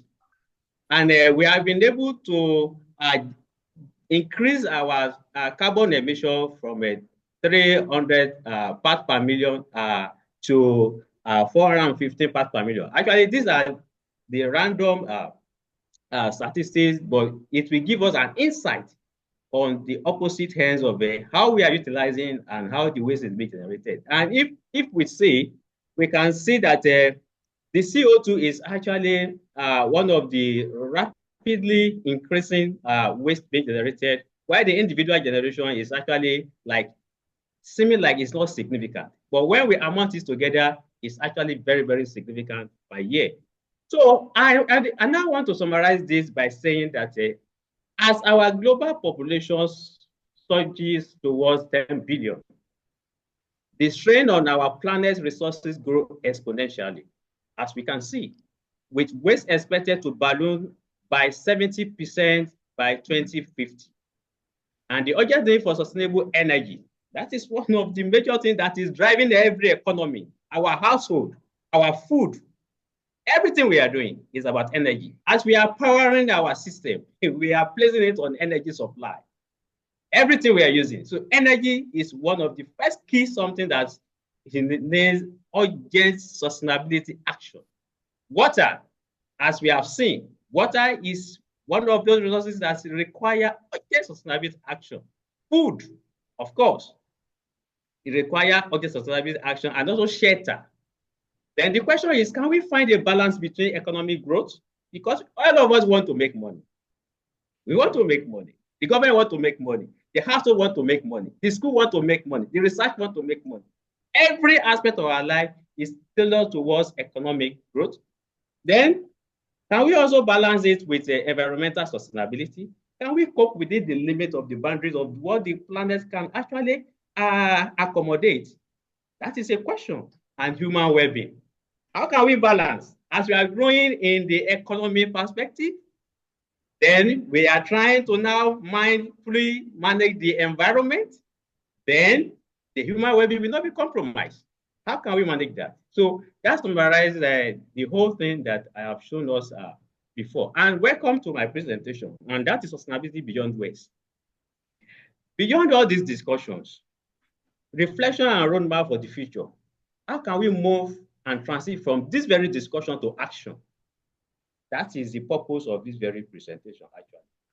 Now, I will focus on the unsustainable status quo, then the opportunity in sustainability, challenges in sustainability efforts, taking further steps, what can we do? Then final thoughts. So, comparing, like I have shown earlier, human population versus natural resources we are using, they are depleting, and we are encroaching. Those are three things we are actually doing to our natural resources. We are using it. As we are using it, they are being depleted. As they are being depleted, then we are also encroaching some other boundaries. And this is actually showing one of the references that I want to mention is happening all over the world. All over the world. And that is urbanization. It has increased from 20% as at 1920 to 56% as at now of 2020. That is 100 years interval. So that is a very important aspect that I want us to take note of. Then some other parameters that we are saying that people are hungry. Who are those that are hungry? 690 million people that are suffering from hunger. 2 billion people that are experiencing micronutrient deficiency. They are hungry. Likewise, the unemployed, underemployed, the underserved, the neglected, the marginalized, the people that are actually suffering the consequences of the wars, of the crisis that have been translated into refugees, they are all hungry. Likewise, the people that want to actually gain education, skills, and development, and they are actually struggling to do that, they are all angry. And we know the population from different statistics across the world. Now, what are the opportunities in sustainability? The renewable energy. No, the energy was the first thing that I mentioned during the summary. So the renewable energy, as it is, that is very challenging. It can actually catapult us to have the opportunities to reduce the greenhouse emission by 78% by 2050. That very reduction effort, process, investment is an opportunity to tap into across levels, across communities. Then we have eco-smart cities. Eco-smart cities, building a new settlement that is a new settlements that are actually acclimatized to the challenges of the realities of the day, can reduce the carbon footprint by 30 to 50% by 2050. Likewise, sanitation and agriculture. As much as they are actually polluting our environment, tapping into the sustainability opportunities and conserve the water consumption by 20 to 30%. And also, we now propose so many things. Eco-smart solutions. What are the aspects that we need to look into? Our homes should be eco-smart. Our lighting system should be eco-smart. Our appliances should be eco-smart. Our toilet should be eco-smart. Cooling system. The air conditioner, we know how much we spend when we on our AC. When we on our AC, imagine the whole university is having a single unit of AC in each of the offices. Imagine the number of the universities are across the world. Imagine the government houses.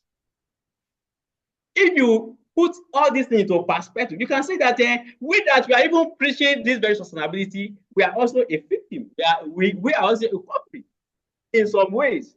So these are the things that we need to begin to look at. Our cooling system should be eco-smart. Cooking system.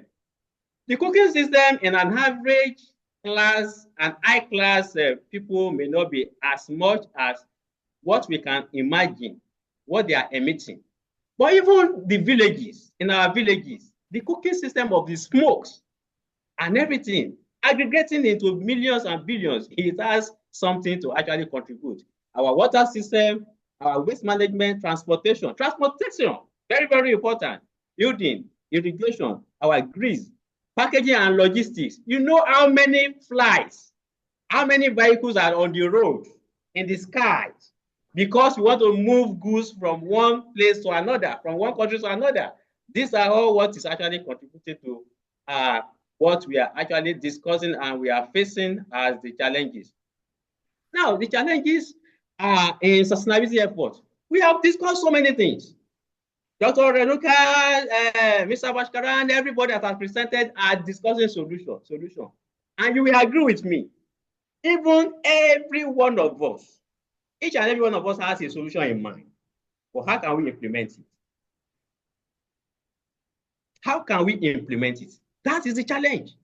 So we have so many challenges, and the critical ones are the lack of accountability. We know how many investments, how many aids have gone into different countries in the name of grants, in the name of funding, in the name of donation, in the name of philanthropies. But how are we holding those recipients accountable? Are they delivering the services? Accountability is the first critical. Insufficient funding, of course.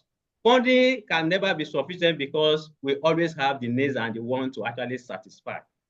Then implementation gap. Implementation gap is a critical issue. We have so many solutions, but how can we implement? That is also a very critical issue. And the high relevant one is a resistance to change. We are so resistant to change. Even as we are preaching, how many of us are complying totally with the net zero ambition? Within our household, within our university, within our research institute, within our industry and companies, within our community, resistant to change. Short-term thinking. We always think that it is never too late. We will do it later. Then lack of collective action. It has reflected, as Mr. Bhaskaran was actually talking, lack of collective action. We like to act in silos. How can we harmonize our actions and our thoughts to actually take the action? Then the disconnection between the policy and practice. Of course, the academia, the policymakers, the leaders in the communities, the people on their own, the businesses, the advocates, the philanthropists, they are doing different things towards the same goal, not harmonizing the efforts together. So those are the challenges. It is not that there are no solutions. It's not that these very challenges are not surmountable, but these are the challenges. These are the real challenges. So global inequalities, it has been mentioned, in inadequate community engagement. The people at the local level, actually, they are novice, because many of these things they don't understand until we communicate to them in the language that they understand. The community engagement is very, very key. Then the ones that we can put into context is the technological limitation. Even we still have so many advanced educators that are not used to this very modern technology. They prefer the old ways of teaching, old ways of research, old ways of communication. We still have some universities and some other education institutions that are still using paper till today. And these are the technological limitations that we can, even the access is even a problem. We have been on several cases that we will be online and the network will be fluctuating, or even the server will even be down.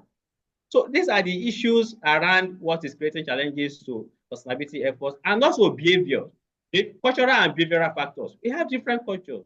What is adoptable in some communities may not be adoptable in some other communities. So this is actually some of the challenges and lack of inclusivity, carrying all the stakeholders along. We have much more than what we think are the stakeholders. We have the media. Are the media giving rooms to this very inclusive participation in sustainability? If you want to hear this very program on the radio or on the TV channel in Turkey, I'm not sure if it's going to give you, if they are going to give you for free, even in the print media. They are going to charge you because you want to do something, you want to put this very program on the paper or on the channel. Should this supposed to be? No, because this is actually solely towards humanity. It is not something that you are collecting money for. But they don't understand from that very perspective. They need to understand all this. These are the challenges.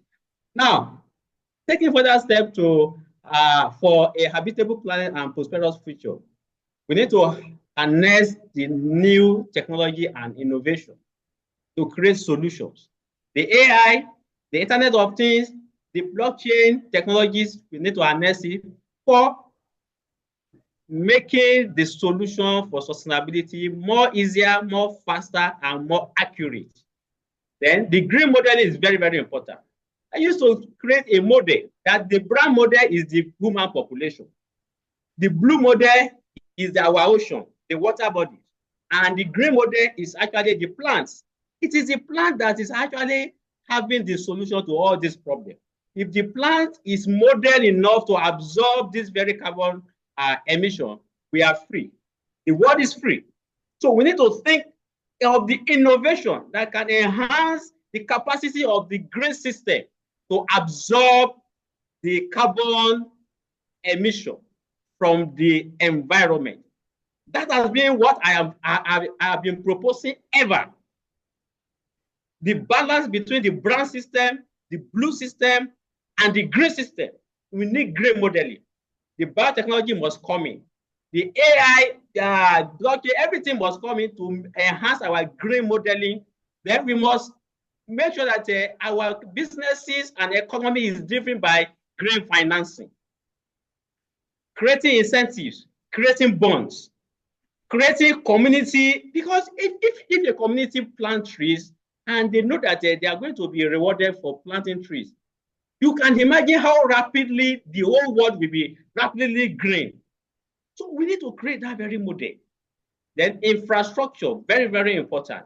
Then at the end of it, even if we have solution, we have the financing, we have everything that we need to actually actualize sustainable development. Policy is very important.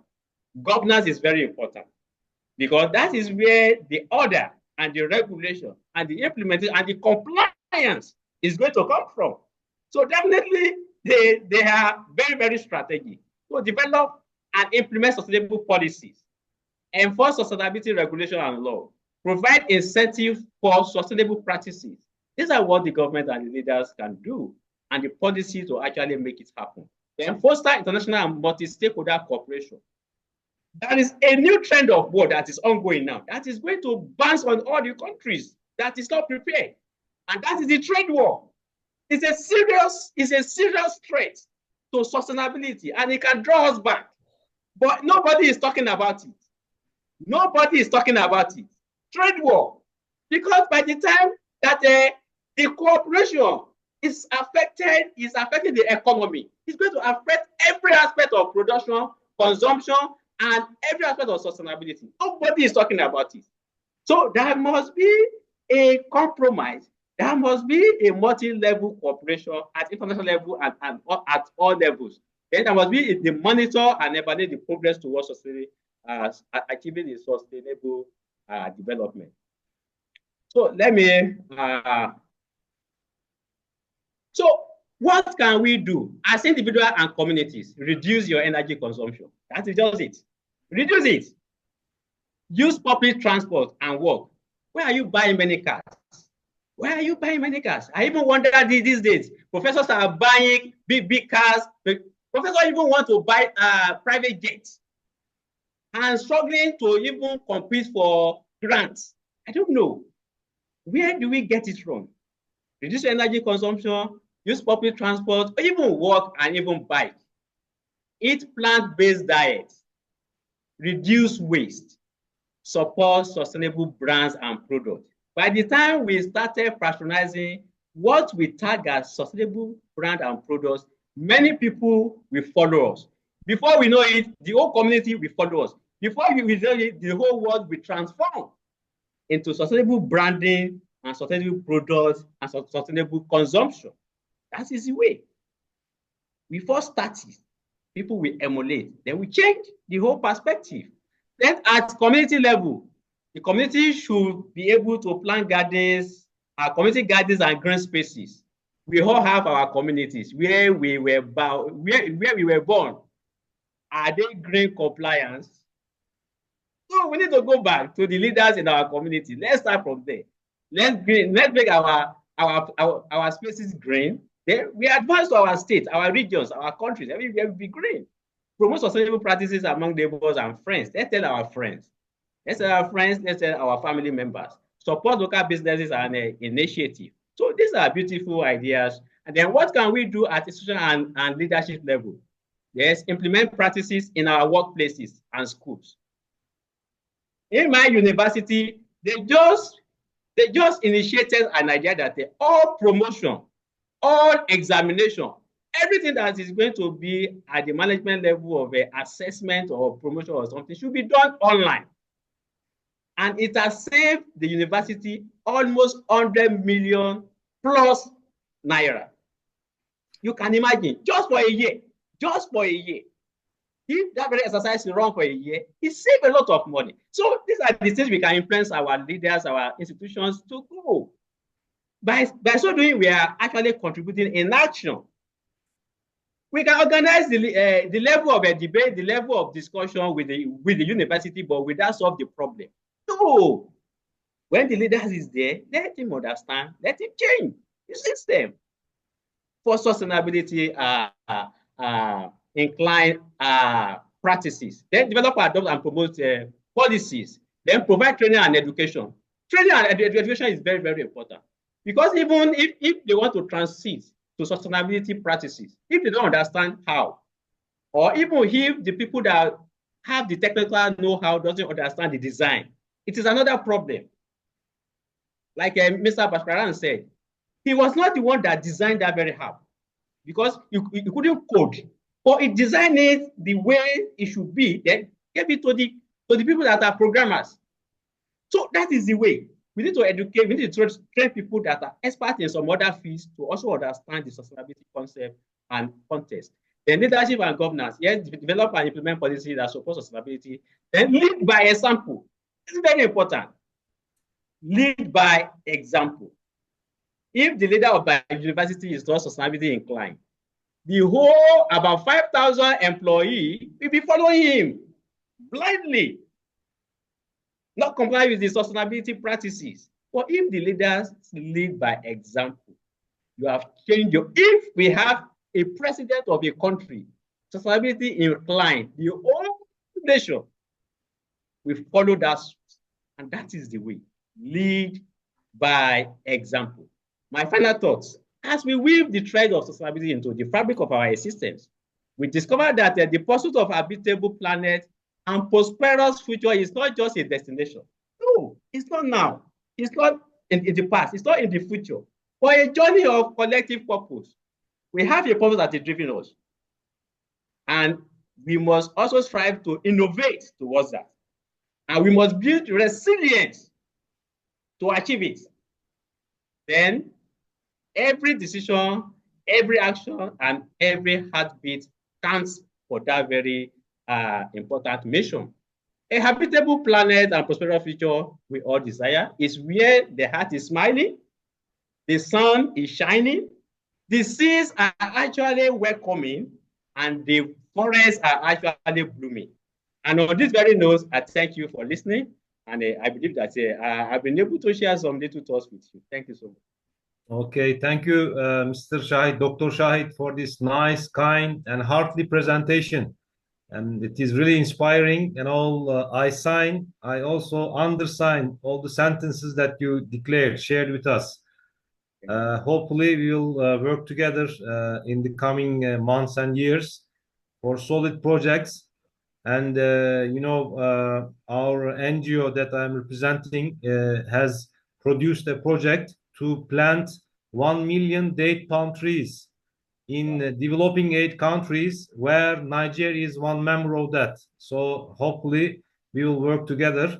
And if there are any questions to be addressed to Dr. Shahid, I will highly appreciate. And there was a message coming after your comments that these trade tariffs, will it reduce the carbon print because of the tariffs or because of the American products, especially cars, for example? So what do you think about that?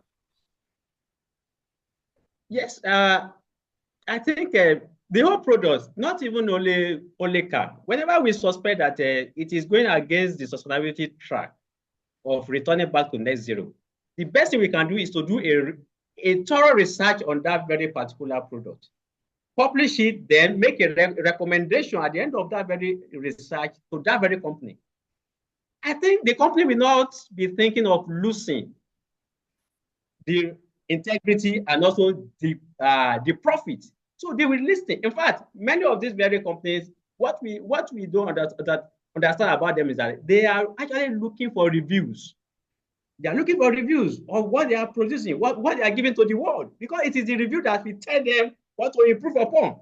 And that is what I do whenever I buy something.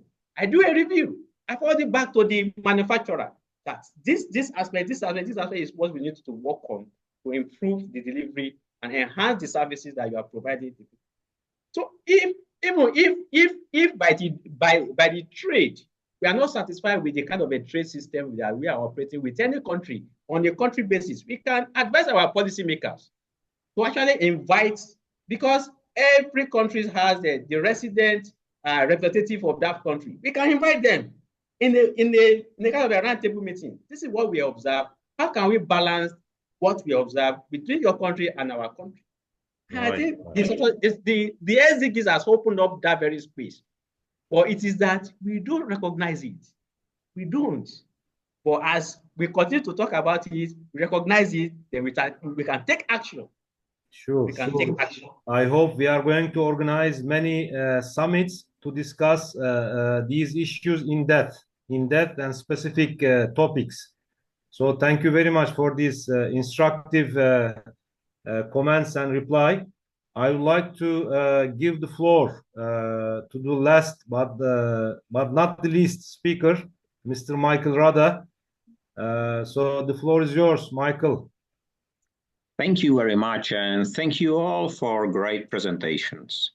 You know, I am really honored to be here with you because probably I'm the only one who has not academic education. But still, I'm happy that Dr. Renuka and all of you are listening and watching the work which I'm doing. You know, I will tell you what was the footprint of 10 years of building Industry 5.0 to the global development trend of a century. And why I'm starting with this white page, you know, the blank page is the most favorite of mine because it's allow me to do whatever I want, to do the footprint. And for me, the footprint is not a dirty one. On my business card, you can find only one title. I'm human. And as I said, the footprint which I leave behind will not be visible as soon as the snow will disappear. So no matter how deep or how heavy is our business, our footprint should be free, light, same as nature. And do you know what is Industry 5.0? It is the first industrial evolution ever led by man, by human. But in fact, it restores the missing connections between nature and human-made ecosystems. And it does so for a long time. And it does so not because we receive money, investment, funding, no. It is done so despite of any third-party financial support. And Industry 5.0 started with zero.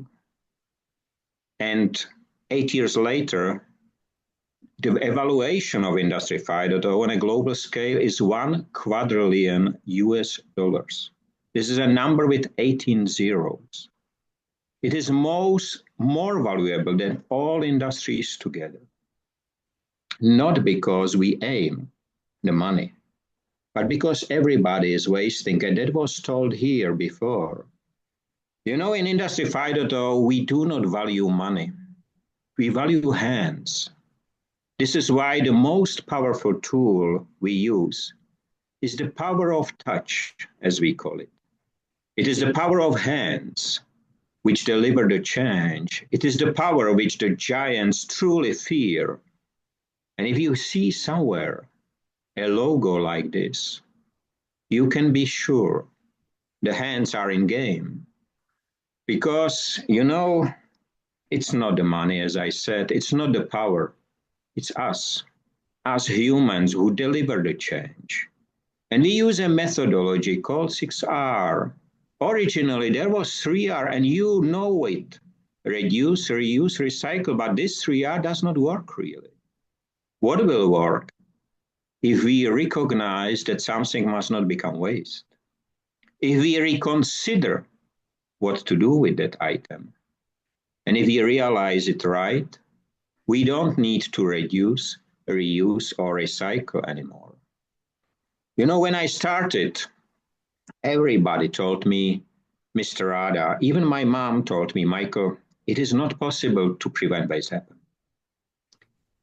And there was only, only one person who believed in me. It's here behind me. It's my granddad. He passed away 2 years ago. He was 99 years and 9 months. And he told me, Michael, you will succeed. You just need to do it every single day and believe in what you do. And I did. At the beginning, there was just one city, one country, one building in which I'm sitting in here. In the middle of Europe, my country is called the heart of Europe. Today, there is 120 countries. Industry 5.0 ambassador is even responsible for all the oceans, for all the maritime ecosystem. One is responsible for outer space. And since few days, we have an ambassador named Grok, who is responsible for AI and virtual ones. It is just the endurance. It is just the will. And if you would like to see what is the impact of Industry 5.0, visit any company, any business, any industry who started to implement.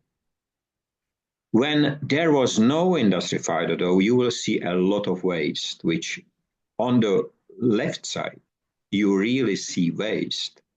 Single-use cable drums, each of those weight 60 kilo, produced in Switzerland, delivered to Czech Republic, and thrown away after one and single use.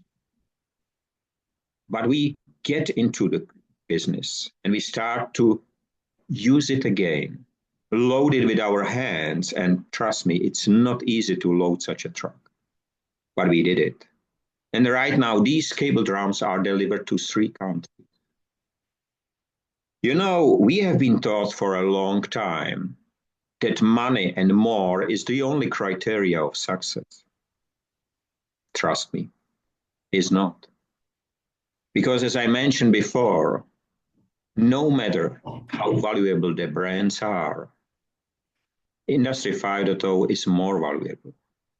No matter how the top companies are placing themselves in the charts, they do not reach to the knees of Industry 5.0. No matter how many trillions are being played in the games of the giants, all create wasteful world, but Industry 5.0 create wasteless one. We are keeping the unicorns, feeding them, but do you know that the standard life cycle of a unicorn is 2 years? It looks like first there is a farm of unicorns, finished by the slaughterhouse, no matter how deep they are, because unicorns are filled with money. Industry 5.0 is filled with the power of touch. The founders look for money, profits. We look for wasteless world. And this is what makes us so different. because money frequently meets greed and hubris, which is leading to what we see today, to wars, to killing, to scarcity. In the world where 280 million tons of food and crop is wasted every single day on a planet where millions die by being hungry. You know, Industry 5.0 is here and exists because of humans and nature. This is why we don't fear BlackRock. We don't fear money and greed. We don't fear them simply because we don't look for them. We don't need them. They need us. They need humans who will fill their stomach. But do we really need to feed the giants? I don't think so. We need to feed 8 billion humans all over the planet. You know, there is a group of people which is very poor. And these are the richest ones on the planet. Why they are so poor? You know, the richest people has only one. It's money. That's all. The richest people in the world, they need ladders to climb up to understand where they fit in. The richest people live in fear. They live in fear to lose the money they collected. So they hunt for more, no matter what. More is the only criteria of success and the only definition of their life. You know, be kind to the rich who are so poor that they are not able to give because they just take. You know, there are most profitable industries in the world, and many of them, despite the fact that they do not present any data. The most profitable industry in the world is the war industry. Second today is the crude oil industry. The third one is the waste industry. Then came drugs and human trafficking, which still exists, despite the fact that since 1945 exists the United Nations, and since 1948 exists the Declaration of Human Rights. You know, we have rewritten the declaration, but we added one term. It is the Declaration of Human Rights and Responsibilities. And this is what was missing, the responsibility. If you look what fuel war industry, what is their business model? It's death, destruction, scarcity. What fuel the crude oil industry? It's environmental burden and death, again, through secondary impact. The waste industry is created a global landfill. It's not here to clean up the world because they live from managing the waste, not eliminating it. The drugs create addicts which are ready to kill for their drug. And the human trafficking, they create meaningful lives of humans, and not only them. You know, I have here an example of how the industries have changed. I am for 10 years riding a special device, electric unicycle, very small device of the size of a suitcase, cabin suitcase generally, which can go up to 150 kilometers on a single charge. And last year, I punctured my tire again. So I tried to fix it, and I bought 2 fixing tools. After one and single use, there has been broken, and the tire was not repaired. So I did remember that a few years ago, I bought another set. It was a metal one. I used it 6 times, and it was bent and unusable. Then I give a call to my 83 years young father. And I asked him whether he can help me. And he said, Michael, I bought something when I was a kid to repair my motorcycle tire. When you come home, I will find it and give it to you. He did. And a tool from 1958, used for so many times that nobody can count, helped me to fix the tire in 2025, effortlessly. And it is still, I'm sure, it will help someone in 100 years as well. This is how change our business.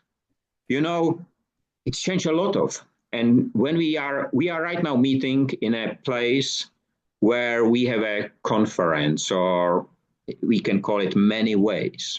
There are many, because Industry 5.0 is, sorry, it's just in 2025, will be in more than 1,000 events already, all over the globe. And they are events organizers which deliver Industry 5.0 fake, something which is not right. They just use the term. So they have an expectation, then the reality, which is the orange one, of the number of people coming is lower every time than the expectation. But if an event like this one is Industry 5.0 approved, the organizers can have up to 10 times more people than expected, and even the sponsors. Just 5 hours before start of my keynote, Richard Quest, the CNS commenter, joined the Oman event to lead the panel, and he spoke about Industry 5.0. You know, it's very easy to understand Industry 5.0 fake when somebody is offering to you. Usually he or she or it ask for investment first, but then at the end, and he promised a lot of results, but at the end, almost no results delivered. The only one who gets richer is the one who sell you the fake. If we start with Industry 5.0 project based on the origin principles, we don't ask for money. We help to build up. And at the end, the results scale up over any expectation that you ever had. And this is what I said, that it's important to understand that it does not need, the change does not need investment. It needs the change of mindset of ours. And that's more important. As I said before, just a few days ago, the 123rd Industry 5.0 ambassador was hired. It is Grok, the AI tool, large language module used by Elon Musk and Twitter. And he estimates the value of my time. He estimates it in a very interesting way, which I never thought about. And just shortly after, one event organizer wrote me, Mr. Rada, will you join our international event? We cannot pay you more than $25,000 for your keynote, but we know it's not enough because it will be never enough. And this is exactly the price of change. If you ask for return of investment, ask first yourself, what can I do and what will I do? Because can and will are very far from each other. You know, those who know me, who follow me, know that I deliver a lot of writing, a lot of posts. But this one page, I write for 8 years. For 8 years, I spent to write something what was never needed and never existing in a human history, because we never wasted so much. And because this presentation can be shared with you after, I will not read all the points. But let me read the last one in the left part. There is no waste if we do not waste. And important is to know as well that waste is the result of wasting and not a single legislation adopted or defined wasting. So it must be defined. And again, wasting is not a feature of a product or material. Is the result of human behavior. And if we speak in Industry 5.0 about wasting, please do understand It's not just the physical waste, but there are 5 categories which can be prevented: physical, social, urban, process, and the wasting of time. And especially the last one, which was introduced thanks to Swain, the Industry 5.0 ambassador in Norway, is a very special one, because not a single second wasted can be somehow repurposed or will come back. No, it's gone forever. This is why I hope that soon every single one of you and every single one in the world will wear Industry 5.0 watch. Not because I'm a watchmaker or not because I'm a watch seller, but because it will be a very special one. It will tell you that you should not waste your time. And every single moment when you look at it, you will be remembered on that simple fact. You know, you see that the blue ocean called Industry 5.0, which started almost 10 years ago on December 1st, 2015, does not need any investment funding, even not the AI and computers, to reach the globe. We did it through the work of our hands. We did it through the understanding what is needed and that we must be the first one who change before asking others to change. As it was correctly said with the speakers before, we must be the leaders. We must become the role models. It must be us who change the world first. I am happy that the previous speaker, the one before the last one, spoke from Singapore, and I'm very sorry that we did not meet, because I started on April 7th, the Industry 5.0 age, all across the Southeast Asia in Singapore. And I hope we will work together with all of you. And let me wish you, have a nice time free of waste and wasting in all its forms. Stay safe, be free, and be human. Thank you. Michael, thank you very much for this nice speech, nice presentation with the right tonations. So there is a question addressed to you. So I would like to revert it to you, forward it to you.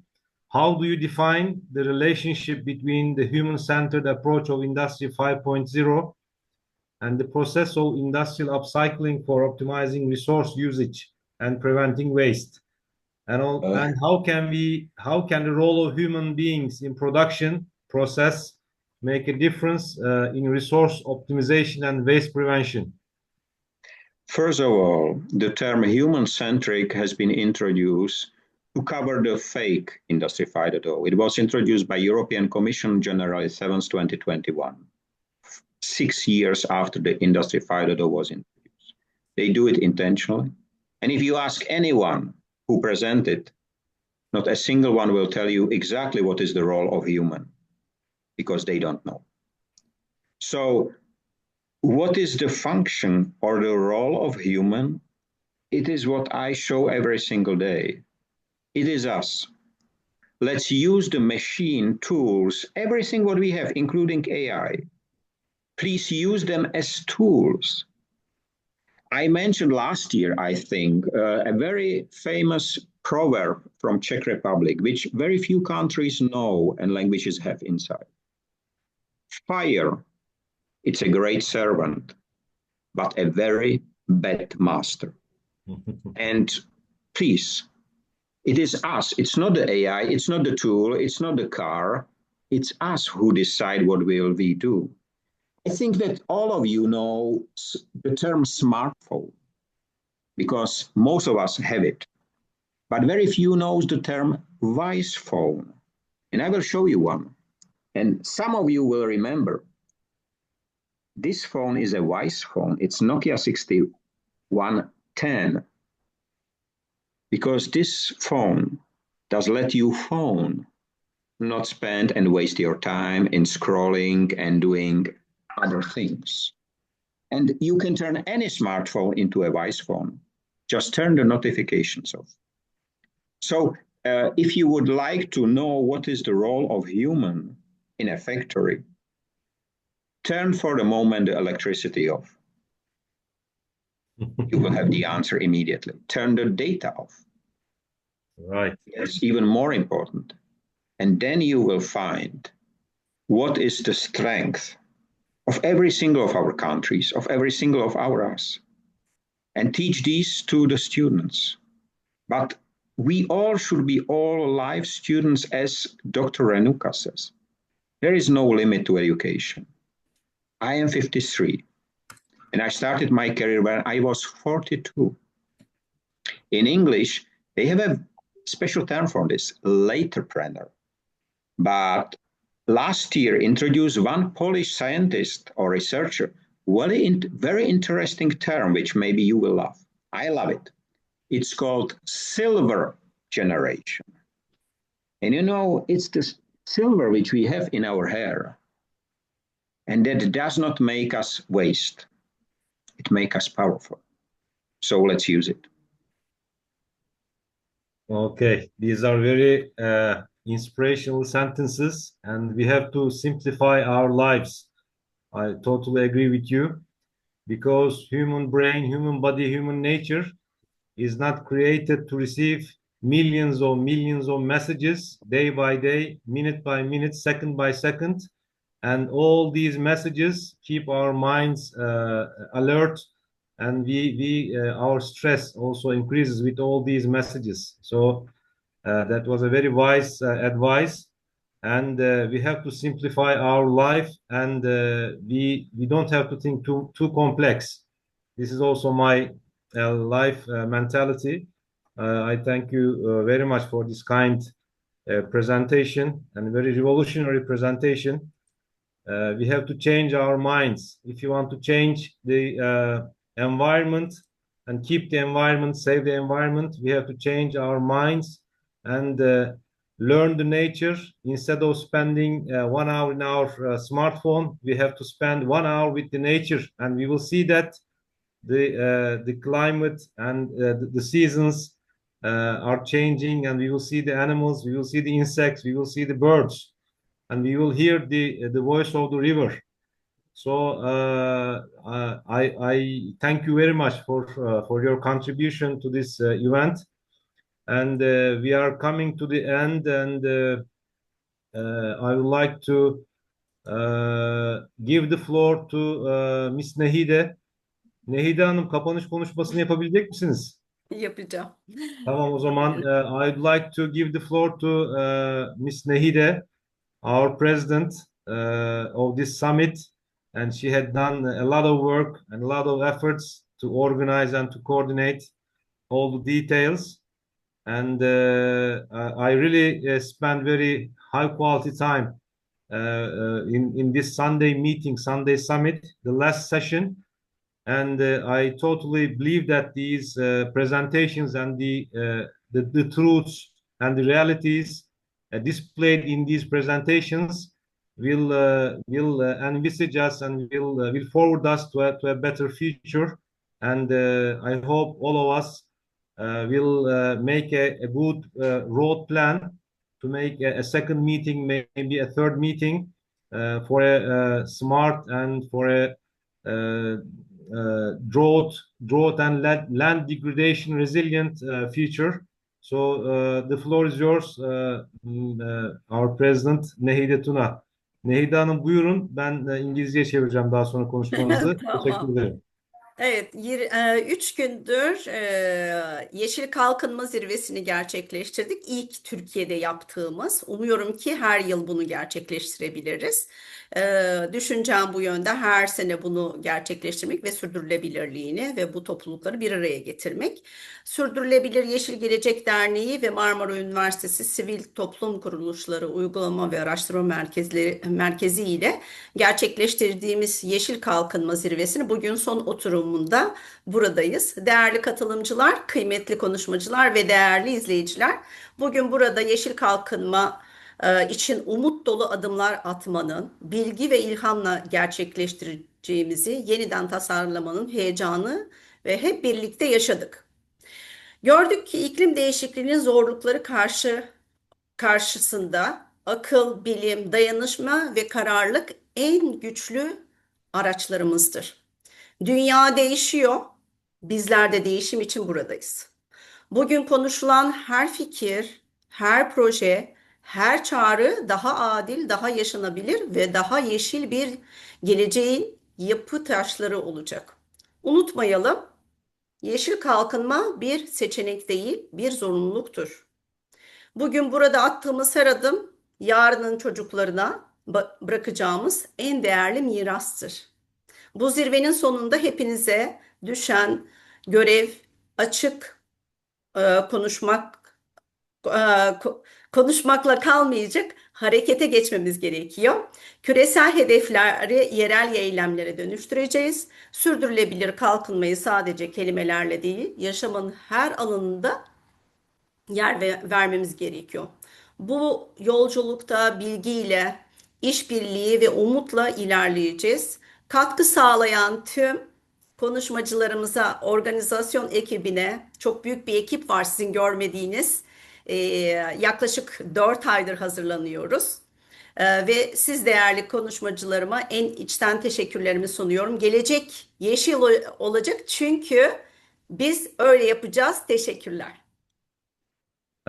Ladies and gentlemen, we are here today with the last session of the Green Development Summit, which we organized as the Sustainable Green Future Association and Marmara University Civil Society Organization Application and Research Center. Dear participants, distinguished speakers, and esteemed audience, today we all experience the excitement of taking hopeful steps for green development and redesigning our future with knowledge and inspiration. We have seen that common sense, science, solidarity, and determination are our most powerful tools against the challenges of climate change. The world is changing. We are here for change. Every idea, every project, and every call discussed today will be building blocks of a fairer, more livable, and greener future. Let's not forget, green development is not an option, it is a necessity. Every step we take here today is the most valuable legacy we will leave to the children of tomorrow. At the end of the summit, the task for all of us is clear. We will not just talk, we will act. We will turn global goals into local actions. We will make sustainable development a reality in every aspect of life, not just in words. In this journey, we will move forward with the knowledge, cooperation, and hope. We would like to extend our sincere thanks to all our contributing speakers, our organizing team, and you, our valuable participants. The future will be green because we will make it so. Thank you so much for joining this summit, and see you in the next summit with all participants and with solid goals and solid projects. Thank you so much. Thank you very much. Okay.